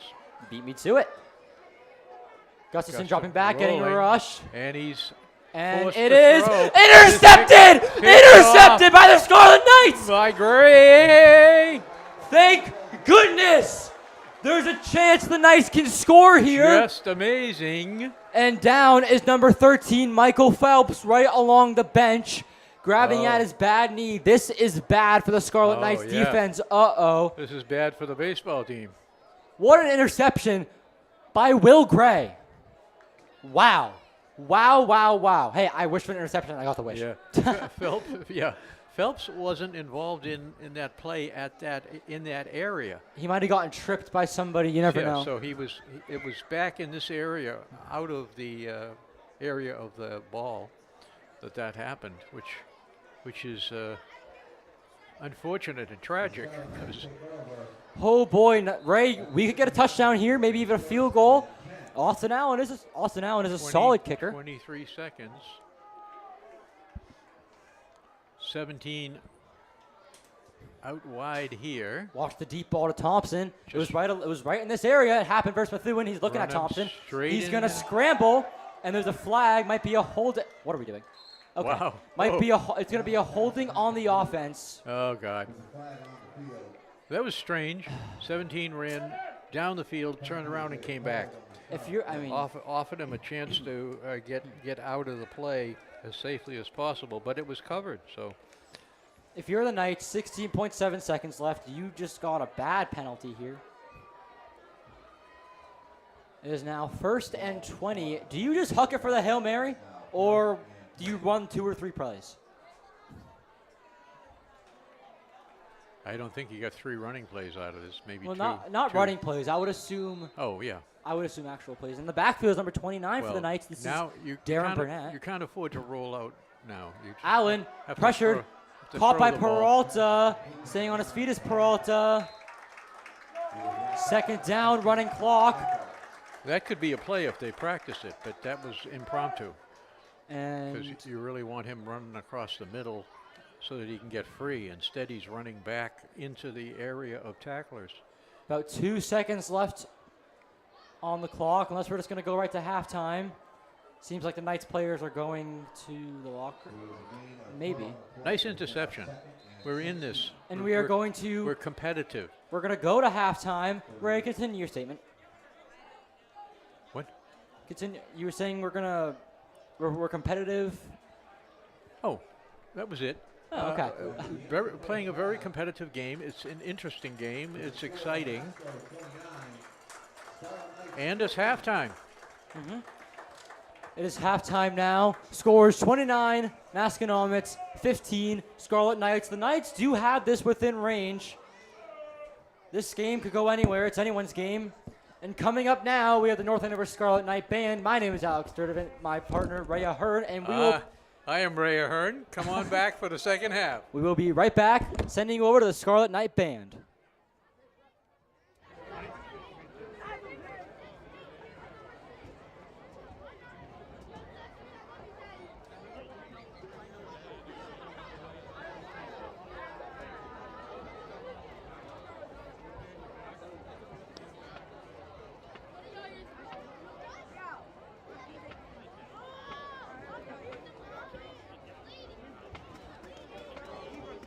Ladies and gentlemen, please welcome to the field the North Andover High School Scarlet Knight Marching Band. This year's fall show is Liftoff. The Scarlet Knight Marching Band is led on the field by Drum Major Kavitsky Theodore and Color Guard Captains Madeline Ashworth and Caden Clough. The Assistant Director of the Scarlet Knight Marching Band is Mr. Justin Spaulding. The Director of the Scarlet Knight Marching Band is Mr. Chris Nelson.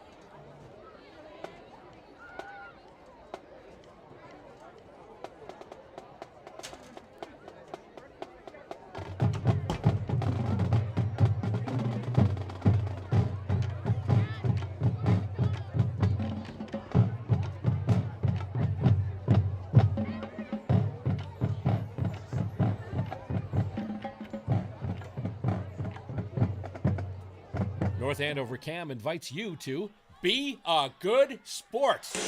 This is your chance to get in the game and learn about television and media production. We have lots of volunteer opportunities for covering local sporting events. Enjoy the games, meet new people, and have a lot of fun with your choice of crew positions. You can be a camera person, you can be a director, you can be a tech helper, or you can go for the gusto and get behind the microphone to call all the action. He's gonna go deep. Wide Yes, open. man. He's got him. Touchdown, Scarlet Knight. Gets get a nice open look. Brian Gorda for three. Nailed it. That was huge, Bags. It's a 2-on-1 short-handed. That shot goes in. Shot. Score! And that's Marubi's second goal. Lots of sports opportunities are coming up, and this is your chance to get in on all that excitement. Visit North Andover Cam at 70 Main Street today, or give us a call at 978-687-6570. Get on the field with North Andover Cam today and be a good sport.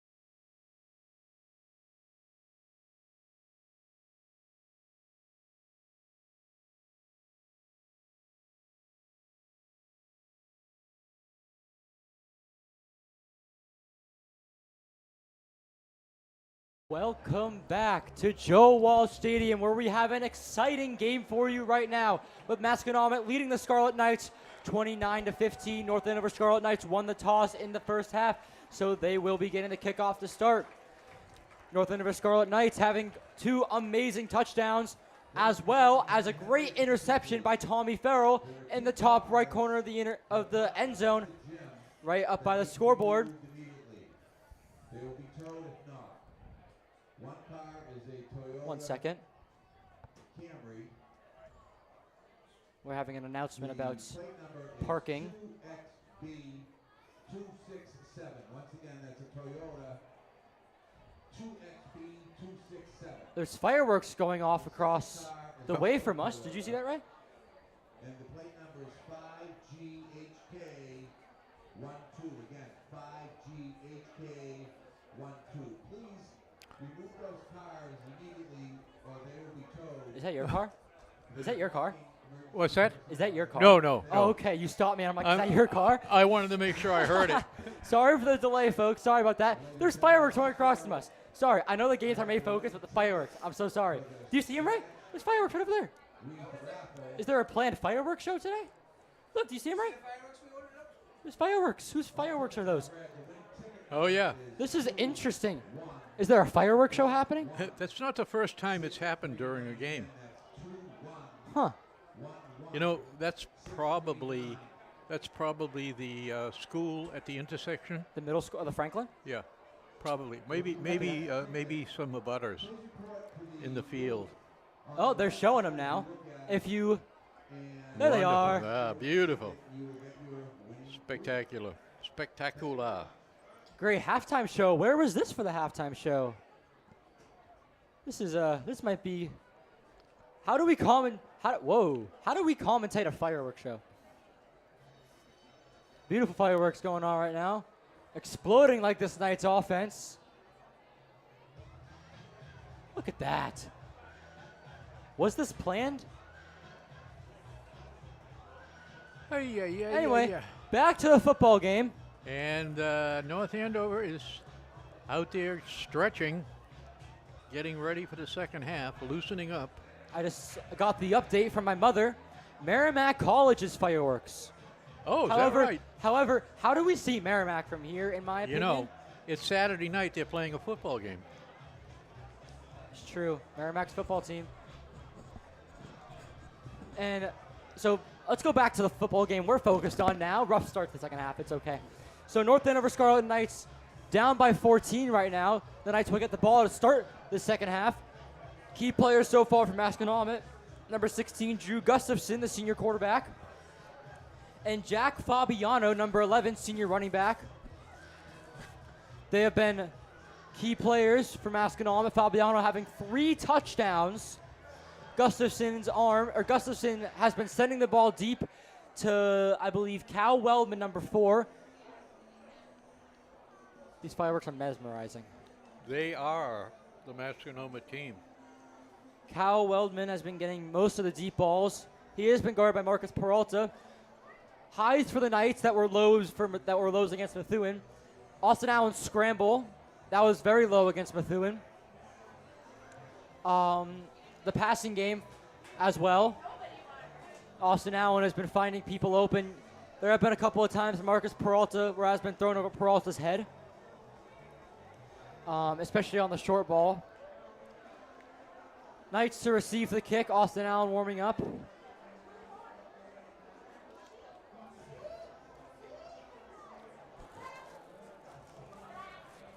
Let's do a couple more shout-outs so far. Shout-out, best friend of mine, Sydney Owen. She asked the shout-out, so why not, Sydney? Hello, I know you're watching right now. She said she would laugh if I did the shout-out. Well, guess what?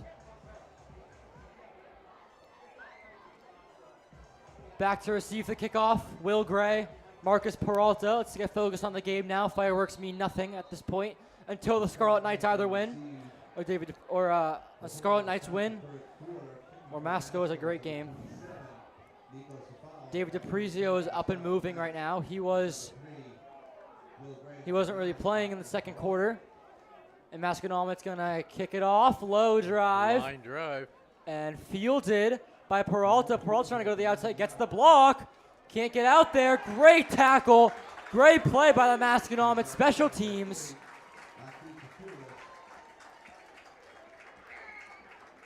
Austin Allen leading his offense now out onto the field.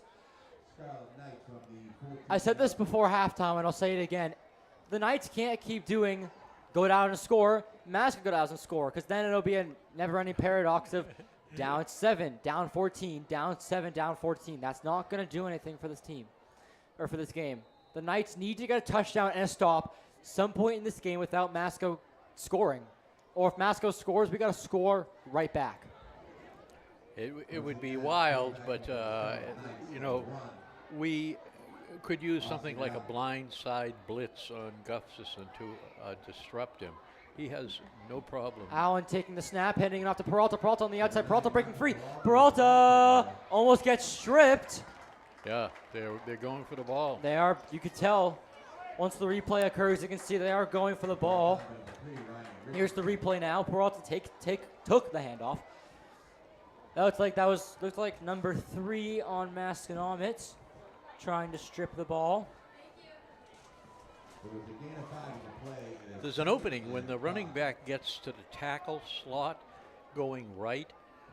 If he simply cut back 90 degrees, there's an opening in the middle of that defensive Burnett line. in the backfield. Burnett taking the handoff. Burnett trucking through people. Nice. He will be down. And they are going to get the first down. First down, Scarlet Knights. There you go. Darren Burnett. He is in for David DiPrizio, who went down earlier earlier in the game. Burnett, baby brother of the other brother. Adam Burnett. Indeed. Has a younger brother, Derek Burnett, a freshman. Derek Burnett on the sideline, wearing number 55 in the freshman jersey, right in front of us. Allen, play action. Allen, hucking it deep. Oh, Allen to Farrell. One would think pass interference. However, we're not the refs, and we can't call from up here. We're going to watch the replay. Allen has gone deep once every game.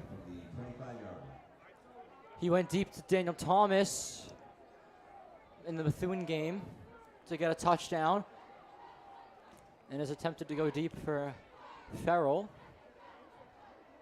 Has Burnett in the backfield once again. 3 receivers by the camera, 1 up top by the bench.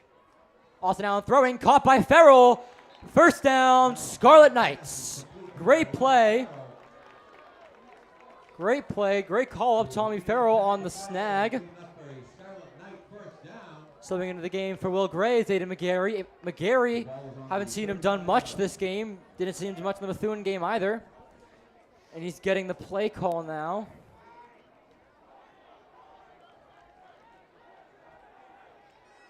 Knight student section trying to stay loud and proud, trying to cheer on these Knights. Blackout themed Masconomet students that are here, whiteout. Allen taking the snap. Ball is out. Ball is loose. Austin. And that is recovered by Masconomet. That is the second fumble. Masconomet scoops it up. Second fumble in the second game for Austin Allen. Second fumble of this game, once by David DiPrizio, the other by Austin Allen. Just now, giving Masconomet's offense great field position right on the 30-yard line. Not how you want to start a half. No. Especially with this scoreline. A touchdown here will make it extra hard for the Knights to bounce back. I thought he was well on his way to recovering that ball, but somehow Masco got it. Gustafson with Fabiano. Off to Fabiano. Fabiano breaking free. It's the inside run again. Fabiano's in. Touchdown. Masconomet. Jack Fabiano, 30-yard touchdown run. Masconomet up 35. Masconomet 35. North Andover 15.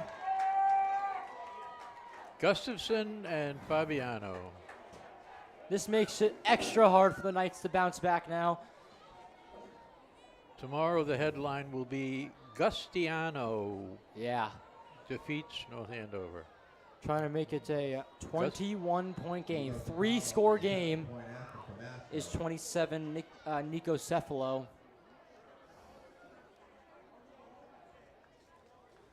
High snap, and the kick is good.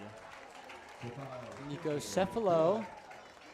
36-15. With the PAT, yeah, 36-15. The score is closing in on last week's score. I mean, the score on last week's game was, I believe, 36-14. Yes. Or 35-14. I have it in my notes. 35-14 right here. Yeah. So each team is 1 point over. Within a point each way. And surprisingly, sorry to interrupt you, Ray. Yep. Surprisingly, so far, this is Masco's lowest scoring game. Versus Bill Billerica, they scored 38. And versus Newburyport, they scored 41. So, well, this is not their... It is their lowest scoring. However, we're only in the third period, so that is true. That is true. A lot more is going to come. The end score could be 49-25 or 64-44. Hey, comebacks have happened. There you go. It could happen. We all watched Super Bowl 51. Patriots Falcons was a 21-3 third quarter, and then that's legendary. Oh yeah, I remember my dad. I went to sleep thinking, oh, this game's over. And my dad woke me up saying, hey, we're going to win. It was heartbreaking for me because the Atlanta quarterback went to Boston College. Matty Ryan. I am not a very big Boston College fan. Well, coming from a UConn fan. Yes. Well, they always value, they say, academics over raw talent. Academics over athletics. Have to make your grades. Yeah. As Mr. Nugent, the outdoor track coach, once said, he said, student comes first and student athlete.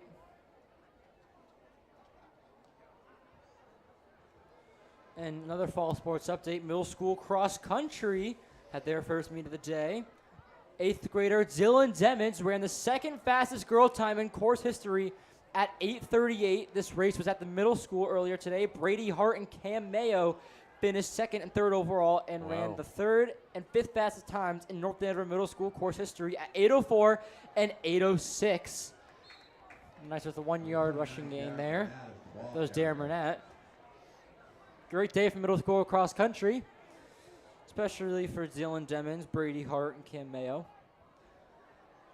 My father, Mr. Sturdivant, Daniel Sturdivant, DJ Sturt, however you want to address him, or however you do address him.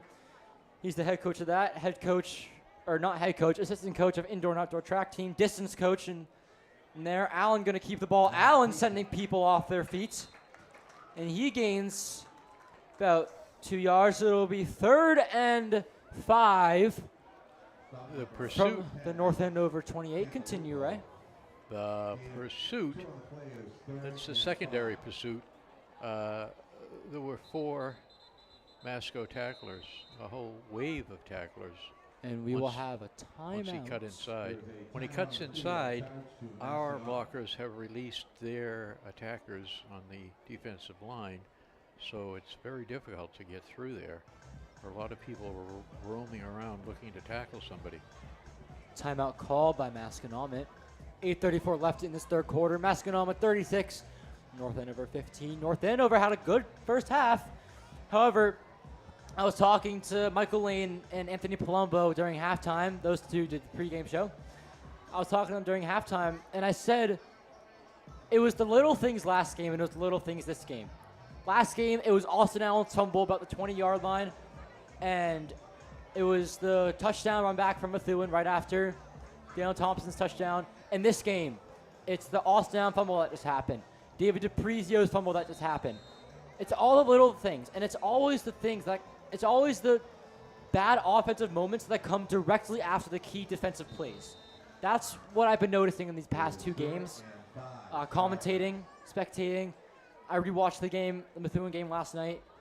The blocking just has not been there for North Andover, both on the offensive and defensive side.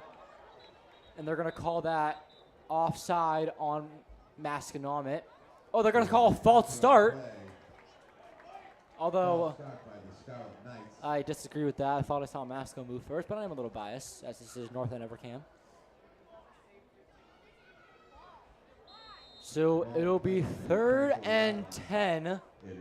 North Andover needs this first down. Allen will be, never mind, he will not be on the backfield. He has Burnett, Darren Burnett with him.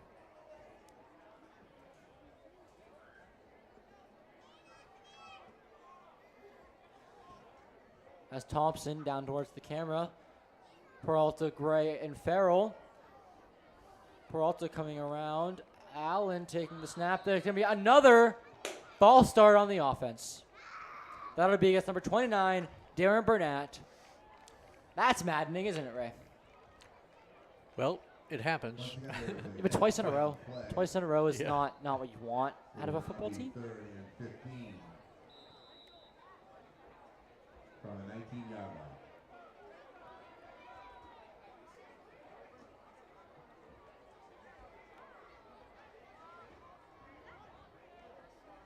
Darren Burnett gets subbed out. That's for number 14, Jacob Hunter. Jacob Hunter has been getting a lot of defensive action today, having a couple of good tackles right in front of us, stopping what could have been touchdowns if they broke free because they had nobody left.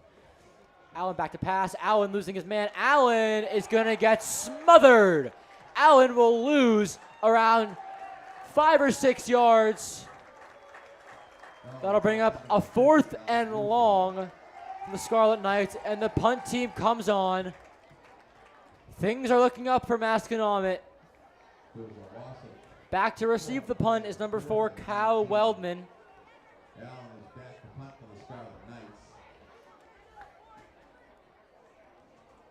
Austin Allen almost in the end zone. Good punt by Allen. Spirals it. It's bouncing forward. Oh, it gets recovered. That gets recovered by number 35, Connor Marshall. Sophomore. Connor Marshall in the Newburyport game had a couple of great kickoff returns, including one to start the game, but it did get called back on a holding penalty against Masconomet. We saw it in this game with the deep balls. We saw it in the Billerica game with Masconomet. Or we saw it in the Billerica game, and we saw it in the Newburyport game with Masconomet. The deep balls, nobody can cover Weldman or the other one. I believe that is Liam Ginley. Nobody can cover them. Whether it's Peralta, Gray, whoever that be, they have been tearing holes, especially Fabiano. The inside run has been killing the Knights. This is not Fabiano anymore. This is number 10 on Masconomet, Alexander Cantalupo. Maybe they're going to give Fabiano a break. Don't want him to get injured.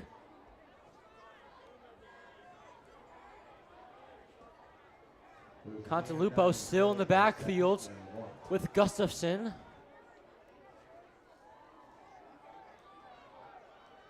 Ray, if you're Masco, when do you think it is appropriate to rest your starters? Well, I would say the 4th quarter. So you think it's a little too early? I don't think you wanted to rest them at halftime, after halftime, for a lot of reasons. They too need, even though they played 3 games, they played more games than we have, so they're in sync more than we are, and they clearly look at this point in this game, they look more practiced than we are. Mm-hmm. But so we're not on the same track of evaluation.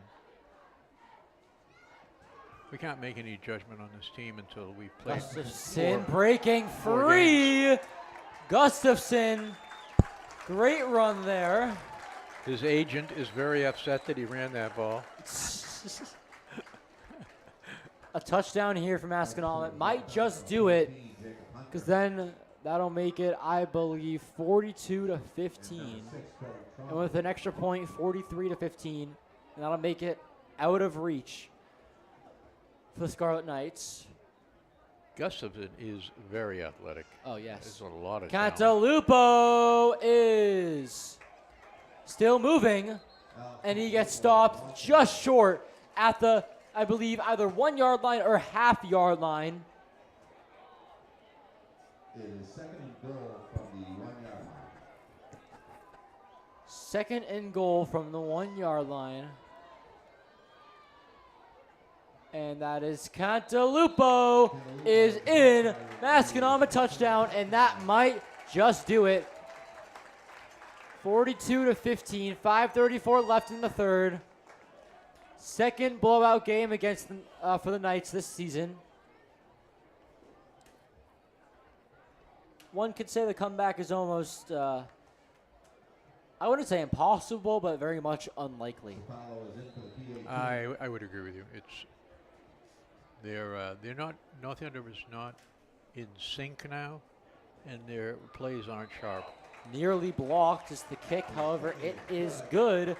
43-15 in favor of the Chieftains. Masconomet 43, Scarlet Knights 15. And the student section is filing out, as well as some parents as well.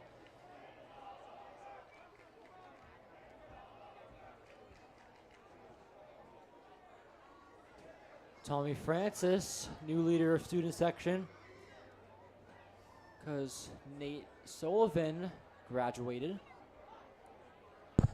Sullivan was a great hurdler in both indoor and outdoor track.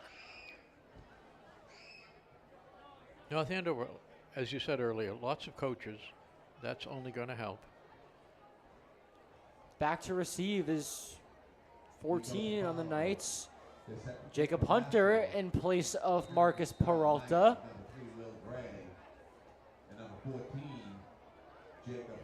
A missing part of this Knights defense has been Michael Phelps. He has not played yet this half. He's sitting on the bench right in front of us. Cannot be too happy with himself or his knee at the current moment.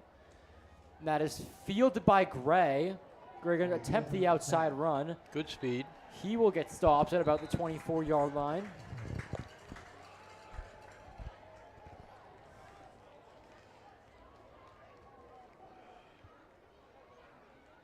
There's a 15-yard return for Gray. The Scarlet Knights have Chelmsford is playing Andover this evening. Ooh, thought it would be a fun game to watch. Andover, a very solid team. Always, yeah. They have a new coach, of course, as we do.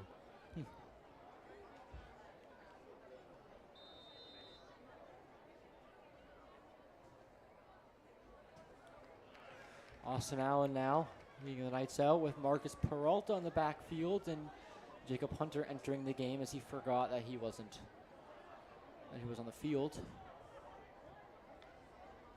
Allen back to pass. Allen throwing, and that is hit the hands of Ada McGarry. Incomplete. It was incomplete, intended for number 21. Second and 10. It is now second and 10. Second and 10 on the Scarlet Knights. That looks like 25-yard line. Hard to tell from up here.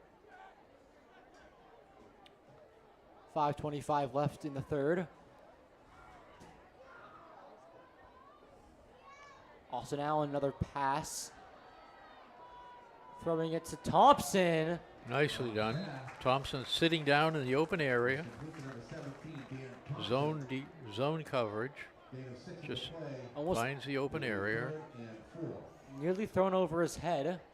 Watch the replay here. He had to make a leap to catch that. He was lucky that nobody was behind him, directly behind him, or else it would have been a hospital ball. Yeah. Austin Allen trying to get people to jump off sides. Hey.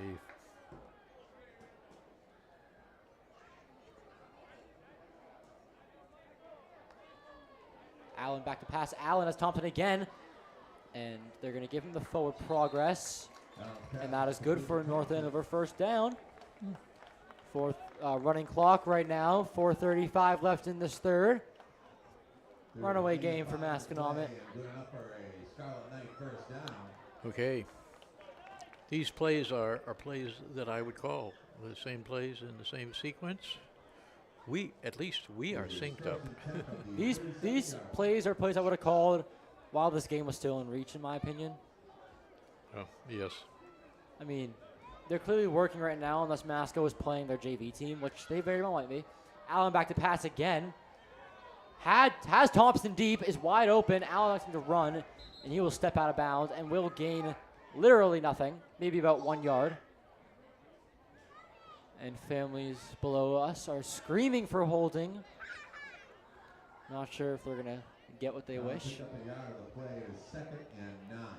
my dad would say, the refs in the audience, the refs in the crowd aren't agreeing with the refs on the field.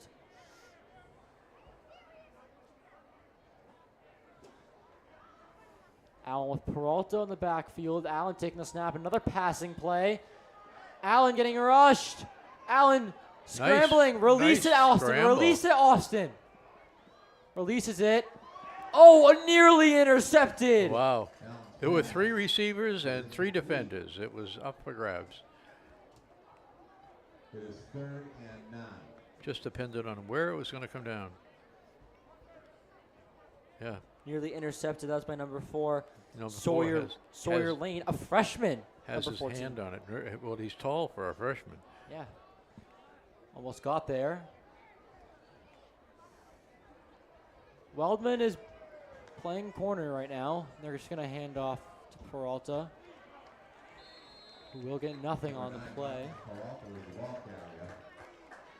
4th down and long. Running clock, 3:04.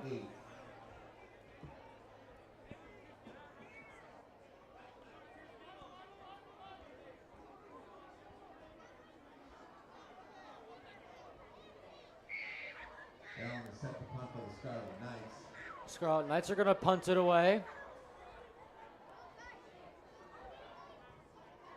Back to receive for Masco is number 4, Cal White. Austin Allen, great punt.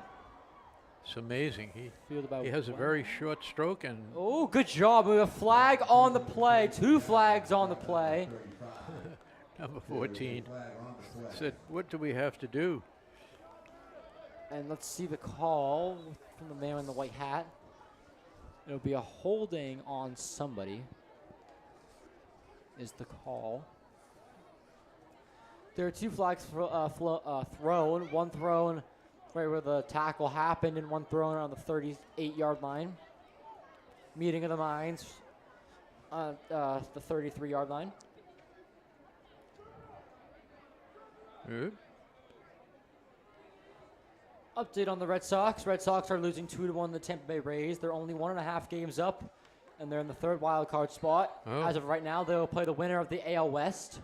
What inning is it now? I believe top 3rd, and we are away.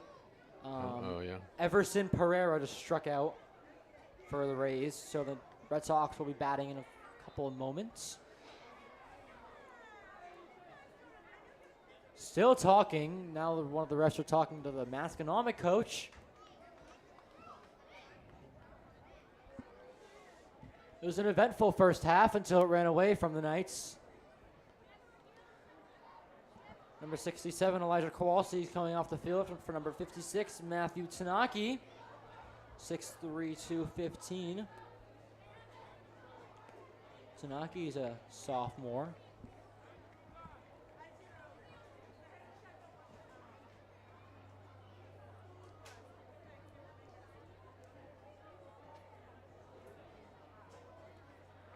As stated before, Michael Phelps, losing Michael Phelps, one of your best defensive players, something you don't want. And again, I guess it was a holding against Masconomet as they're backing the ball to the 20-yard line.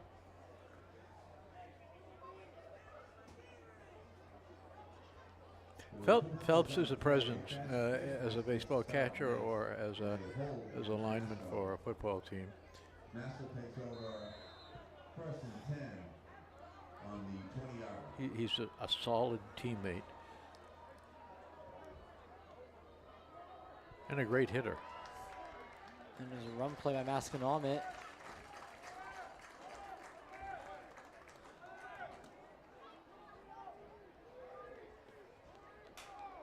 And that was kept by the quarterback. I don't believe this is Gustafson anymore. No. This is now number 14. Sawyer Lane. Oh, they ran into each other. Must have gotten confused with the team.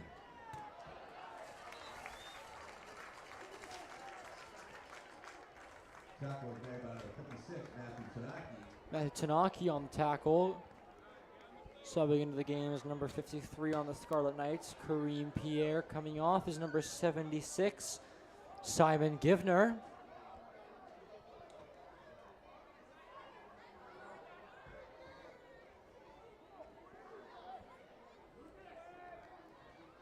Sawyer Lane handing it off.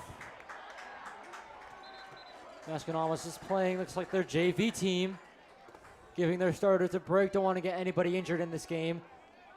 Good experience for these underclassmen. Yeah, Sawyer.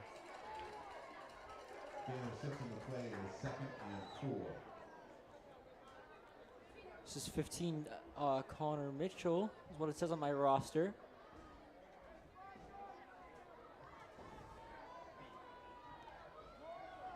Lane keeping the ball. Lane going to get the first down plus a few more. Takes a few minutes to tackle in there. 5'8", maybe 140 or 50 pounds. That would be the weight and size of someone that I played with in the 60s or the 70s, the 1960s or 70s, before steroids and bodybuilding programs. And we are going to go to the end of the third quarter. Masconomet Chieftains 43, North Andover Scarlet Knights 15. One more quarter to go, 12 more minutes. North Andover getting blown out by the Chieftains.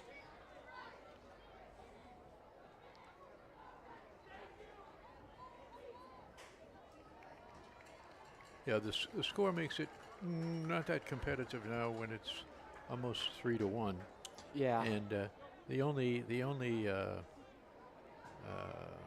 asset you might have is somebody with a lot of fire and personality, you know, who stands out from the rest, who just goes into the huddle and yells and screams and sets his hair on fire for everyone else to get them fired up. You need to get them fired up to get much out of them. But we are getting work on repeatability and precision and knowing each other's presence and moves. Lane handing it off. Almost lost some yardage. That was number 9 on Masconomet taking the run. Jack Engel, this junior running back. 5'7", 165.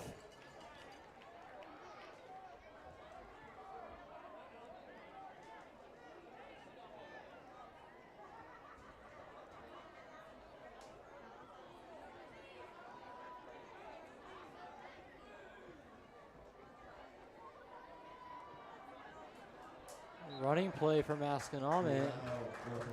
Stopped just short of the first down. So this will be... Masco looked like they had about 30 players at the national anthem who were varsity players and about 30 players who were underclassmen. So they had a reasonable overall number of players, but a little short on varsity, which is surprising for a regional school that's 3 towns, even though Lane they're... to keep it. Lane spinning, it's tackled. Great tackle by number 21, Aiden McGarry. Watch on the replay coming up in a second here. You can see Lane try to spin out of it, but McGarry got his hands on his left ankle. Great tackle, great play, good execution. It's amazing how much, if you get your hand, if you can get even half of a grasp of somebody's ankle, they're going to go down. I would just like to point out, Masconomet's playing their JV team, and they are still driving down the field. I just want to point that out right now. I'm not saying anything about the defense. I'm not saying anything about how the quality of playing, but I feel like this is kind of saying something now. I would have to say, it's a product of the circumstances we're in. If this game started with these 2 set of players on the field, we'd be running all over them. Yeah. But we're playing our starters right now, and But they're getting experience, and that's true. But you know, even then, if you're playing I think it's far better for the team and for the players that the players who are on the field stay on the field, because if you come to the sidelines now and you're replaced by your underclassmen, that's not going to be helpful for the next week. You have until next week to get that out of your system, and it's going to be with you all week, so they have to stay on the field. Scarlet Knights will get the ball now off, I believe, a fumble. However, I was writing down some notes, and I could not see the play. My apologies for that. Austin Allen will lead the offense back out there. And it seems to be... it's like the JV defense. Maybe the Knights can get a scoring play just to make it look a little less dirty, I would say, for lack of a better term. Durham Burnett taking the handoff, gets about a yard there, so 2nd and 9 on the Knights 26. Knights driving towards what we students call the McDonald's side of the field. We have the McDonald's side of the field. There you go. Our right side. The bridge. And the not quarterback, the scoreboard side of the field, or construction side of the field, what we call it.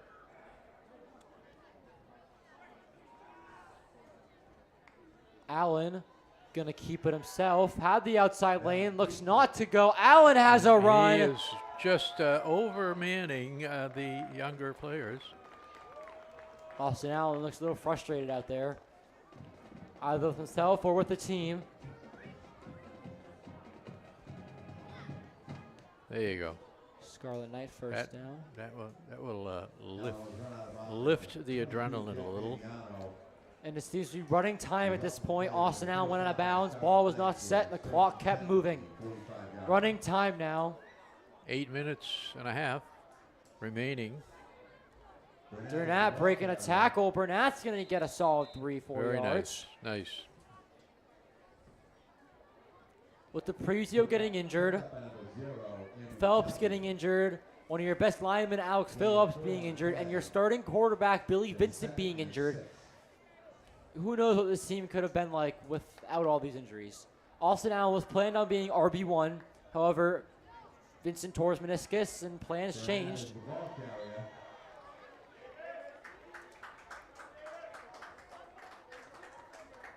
Gain of 2 or 3. 3rd and 4. Ball on the, looks like to be the 39-yard line. 3 receivers down low, 1 receiver up top. Allen has Burnett in the backfield once again. Allen off to Burnett. Burnett trucking through. Burnett will get the first down plus a yard more. Cerullo is taking off his headset. He is, I wouldn't say admitted defeat, however, shown that this team won't be able to win this game. Hard fought in the first half from the Knights, we'll say that. Offense looks solid. Allen looking to throw. Allen hugging it deep to Thompson. Overthrown. There's a flag on the play. Might be a holding against the Knights. My prediction is correct. Holding on the offense. It was, thought I saw it, but didn't want to mention it until the flag was actually thrown.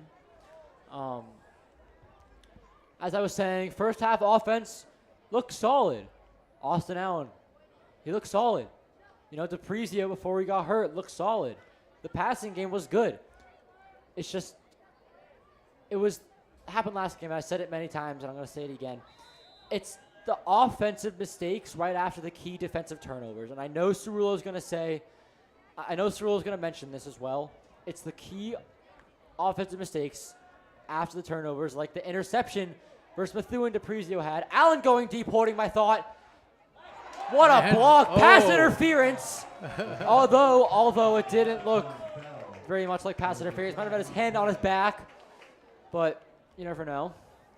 Let's watch this So replay let's here. see the replay. Did have his hand on his back. That's how Farrell fell he down. did. Yeah, he had his hand in the back of his shirt, jersey, pulling on it. Should have been a penalty. As I was saying, Cerullo is going to mention that it's the key offensive mistakes after the defensive turnovers. Last game, David Dupree's interception. Austin Allen fumble 3 plays after. Another one, special teams mistake. Daniel Thompson's touchdown.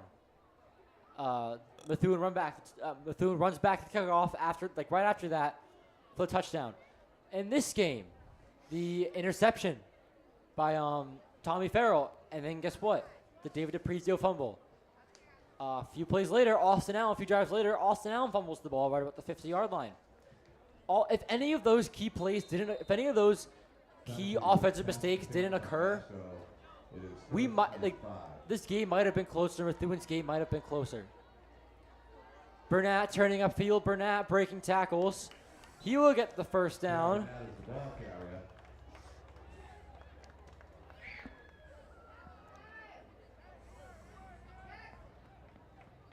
Brought down by number 9, Jack Engel. Ooh. It is a first down, Scarlet Knights. Austin Allen bringing out the backfield once again. Allen dropping the pass. Allen has open receivers somewhere. Allen, watch out your back, buddy. And that is caught. No, it is not caught. But Tommy Farrell just thrown over his back shoulder.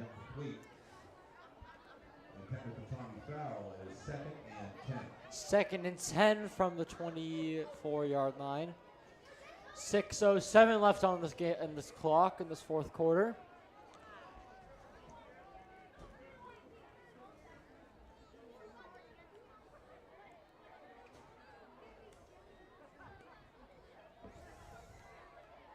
Austin Allen taking the snap. Play action. Had Thompson open. Allen throwing. And there's a flag on the play. 2 flags on the play. They might have said Austin Allen was over the line of scrimmage. This might have been an illegal forward pass. However, let's see the call.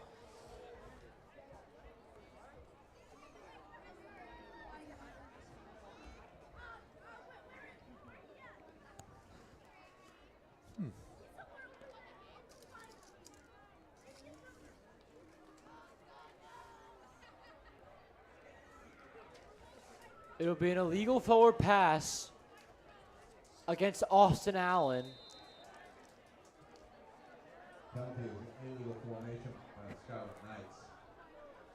Clock should be running right now, but it is not, so this clock on the scoreboard will be off just a little bit. Allen back to pass. Allen going deep.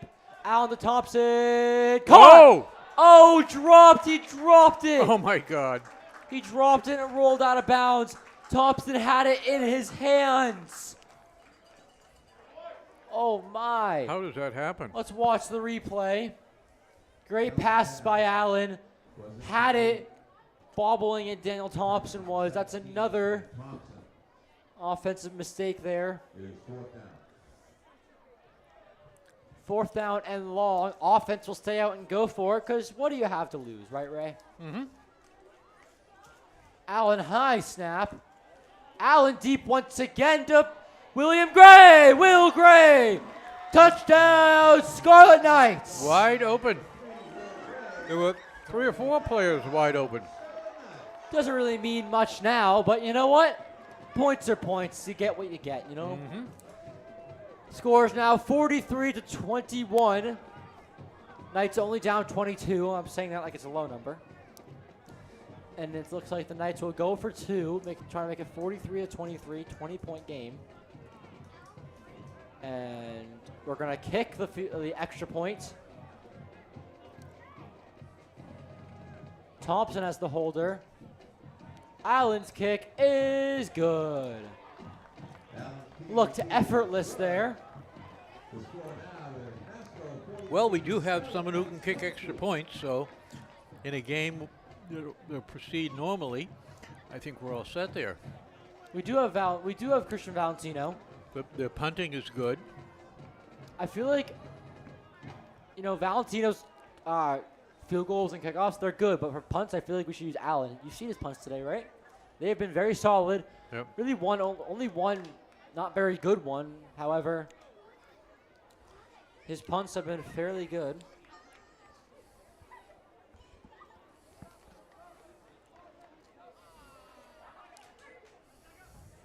Back to return is special teams specialist Connor Marshall. I had him on one of my key players to watch notes. I think they sold out all the Stachio's pizza tonight, and apparently it was very good. It was. Very delicious. Crisp, like it had... Onside Oh kick. my Oh, God. boy. Oh, boy. Oh, boy. Well, what? What? I am so confused. What was the goal there? No, someone tell me. Oh What my was the God. goal there? Those things happen. Perry, when coaching Andover, there were several games over the last 5 years where he had the guy who was kicking off kick the ball right into the chest of the first North Andover defender directly across from him. And Andover recovered at least 2 of the 3 of them. And that's very depressing. But and this is depressing to have the ball go up in the air and come right down to a defender. But our players are running with their back to the kick, and their players are running towards the kick. So it's not unexpected. Hang on it's a just sec. unfortunate that the kick only traveled the way it did. Hang on a sec, Ray. We have a meeting of the minds at midfield. And he's going to talk to Cerullo. Wonder what this might be about. Probably some personal foul. Maybe. Illegal activity during the... We have a...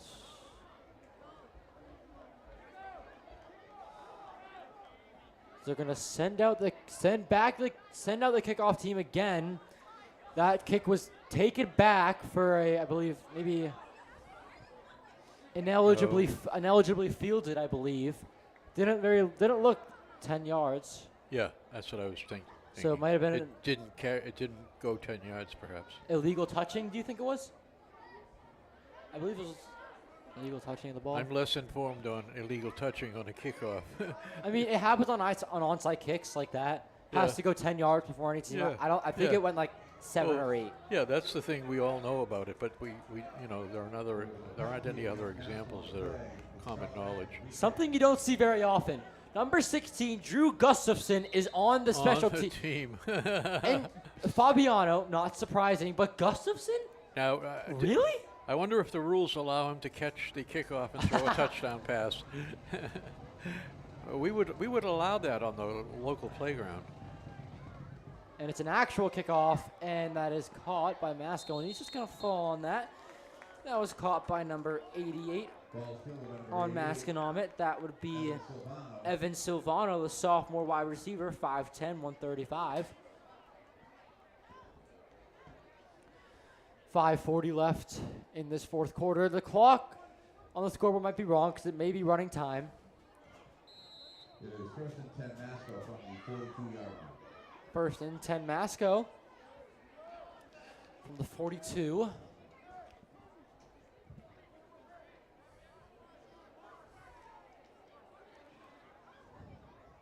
Check on the Red Sox, shall we? Oh, Red Sox scores now 3-2, top of the fourth. And the Tampa Bay is ahead? Yes, it is top of the fourth. A running play for Masco, and he's going to get backed up about a yard. The Red Sox are heartbreakers. Oh, you have no idea. Did you watch the game a couple nights ago? Five years in a row, they're heartbreakers. I have to consult with somebody now as to whether I can watch 10 minutes of any game of theirs. It's mental torture. It certainly is. The errors are unexplainable by anyone who's ever played the sport. Sawyer Lane and Alexander Cantalupo. Lane keeping the ball. Lane has room. There goes Lane. He gets tackled after about a 25-yard run play. Keep in mind, Sawyer Lane is a freshman. So the quarterback situation for Masconomet might be in great hands once Gustafson graduates and he's a senior. Andover has another good quarterback, and it's the third quarterback in a row who's played 3 or 4 years who's under 6 feet.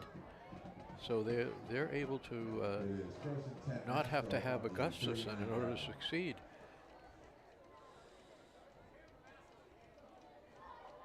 Hand off to Masconomet, 5 yards. Good mention to know is where'd it go?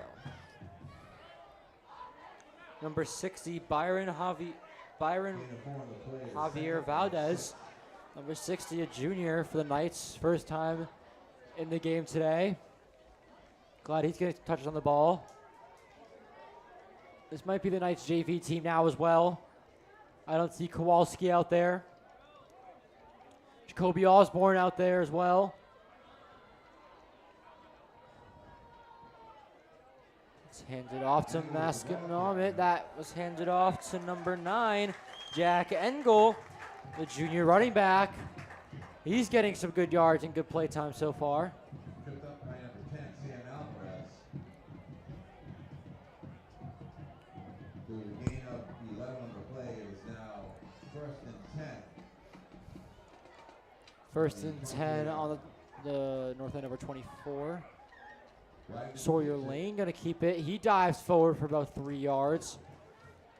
Just under 3 minutes to go in this blowout game. Maybe Masconomet can get to 50 points, have this be their highest scoring game of the year so far. Masco's only loss that I have seen was to New Bedford, losing 21-7. However, that was a scrimmage, so it doesn't really count for anything.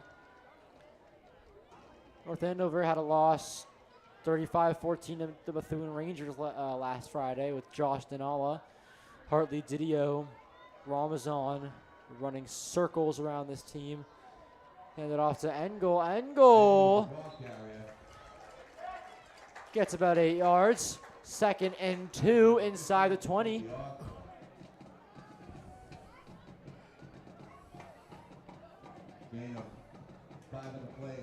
Down to 2 minutes. I wouldn't be surprised if this game gets to once this game has 30 seconds left. Would not be surprised if. I wouldn't be surprised if the Knights just say, "Let's call it." You know, would not be surprised about that. No, they should play it out. Yeah. They should play it out to the final gun. Sawyer Lane gets smothered. He'll lose 2 yards to bring up a 4th and 5. He's only a freshman, so he's getting experience. He was tackled by number 40, Fernando Colon. Fernando Colon, number 40, the junior. Just in a show with Fernando. Was in Legally Blonde with him. Glad he's getting some minutes out there in this final few minutes. And Masco is just gonna run the clock down, need a few times, and we're gonna call it a game.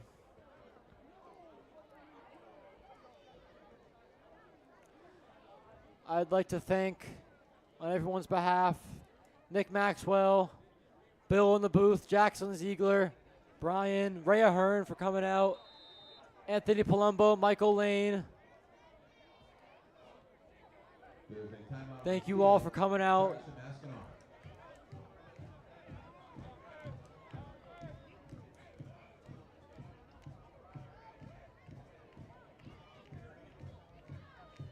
Things that happen that you'll be able to talk about again and again throughout your life. I'm Ray Ahern.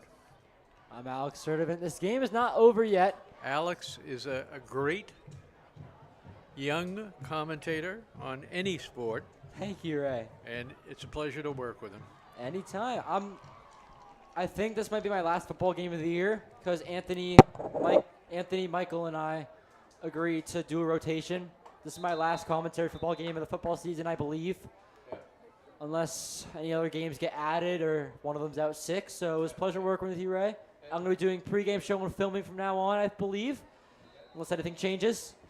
About 49 seconds left in this game. Pregame show is going to be fun. Again, thank you everyone that works at NACAM. 77 is still out there. Is that your favorite player? Got resistance. Oh, great tackle there. Yes. That was by number 15, Jacoby Osborne. Way to get on the outside, Jacoby. Great job. Knights offense coming onto the field. If you're the Knights offense, do you just knee it or do you run it out, get some plays going? What do you do? I didn't hear you. If you're the Knights offense, 45 seconds left, do you kneel it or do you run plays? Oh, you should run plays. You should never kneel it. Run plays? Yeah. Well, this is all the starters out there for North Andover right now against the JV Masco team, so we're going to see where this takes it. This is a game. It's almost over. The only thing that concerns us now is Mr. Phelps and his knee.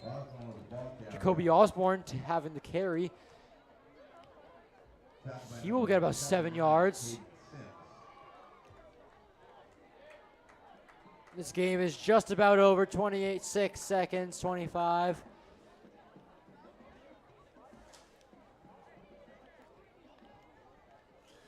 Off to Osborne again. Osborne might break free.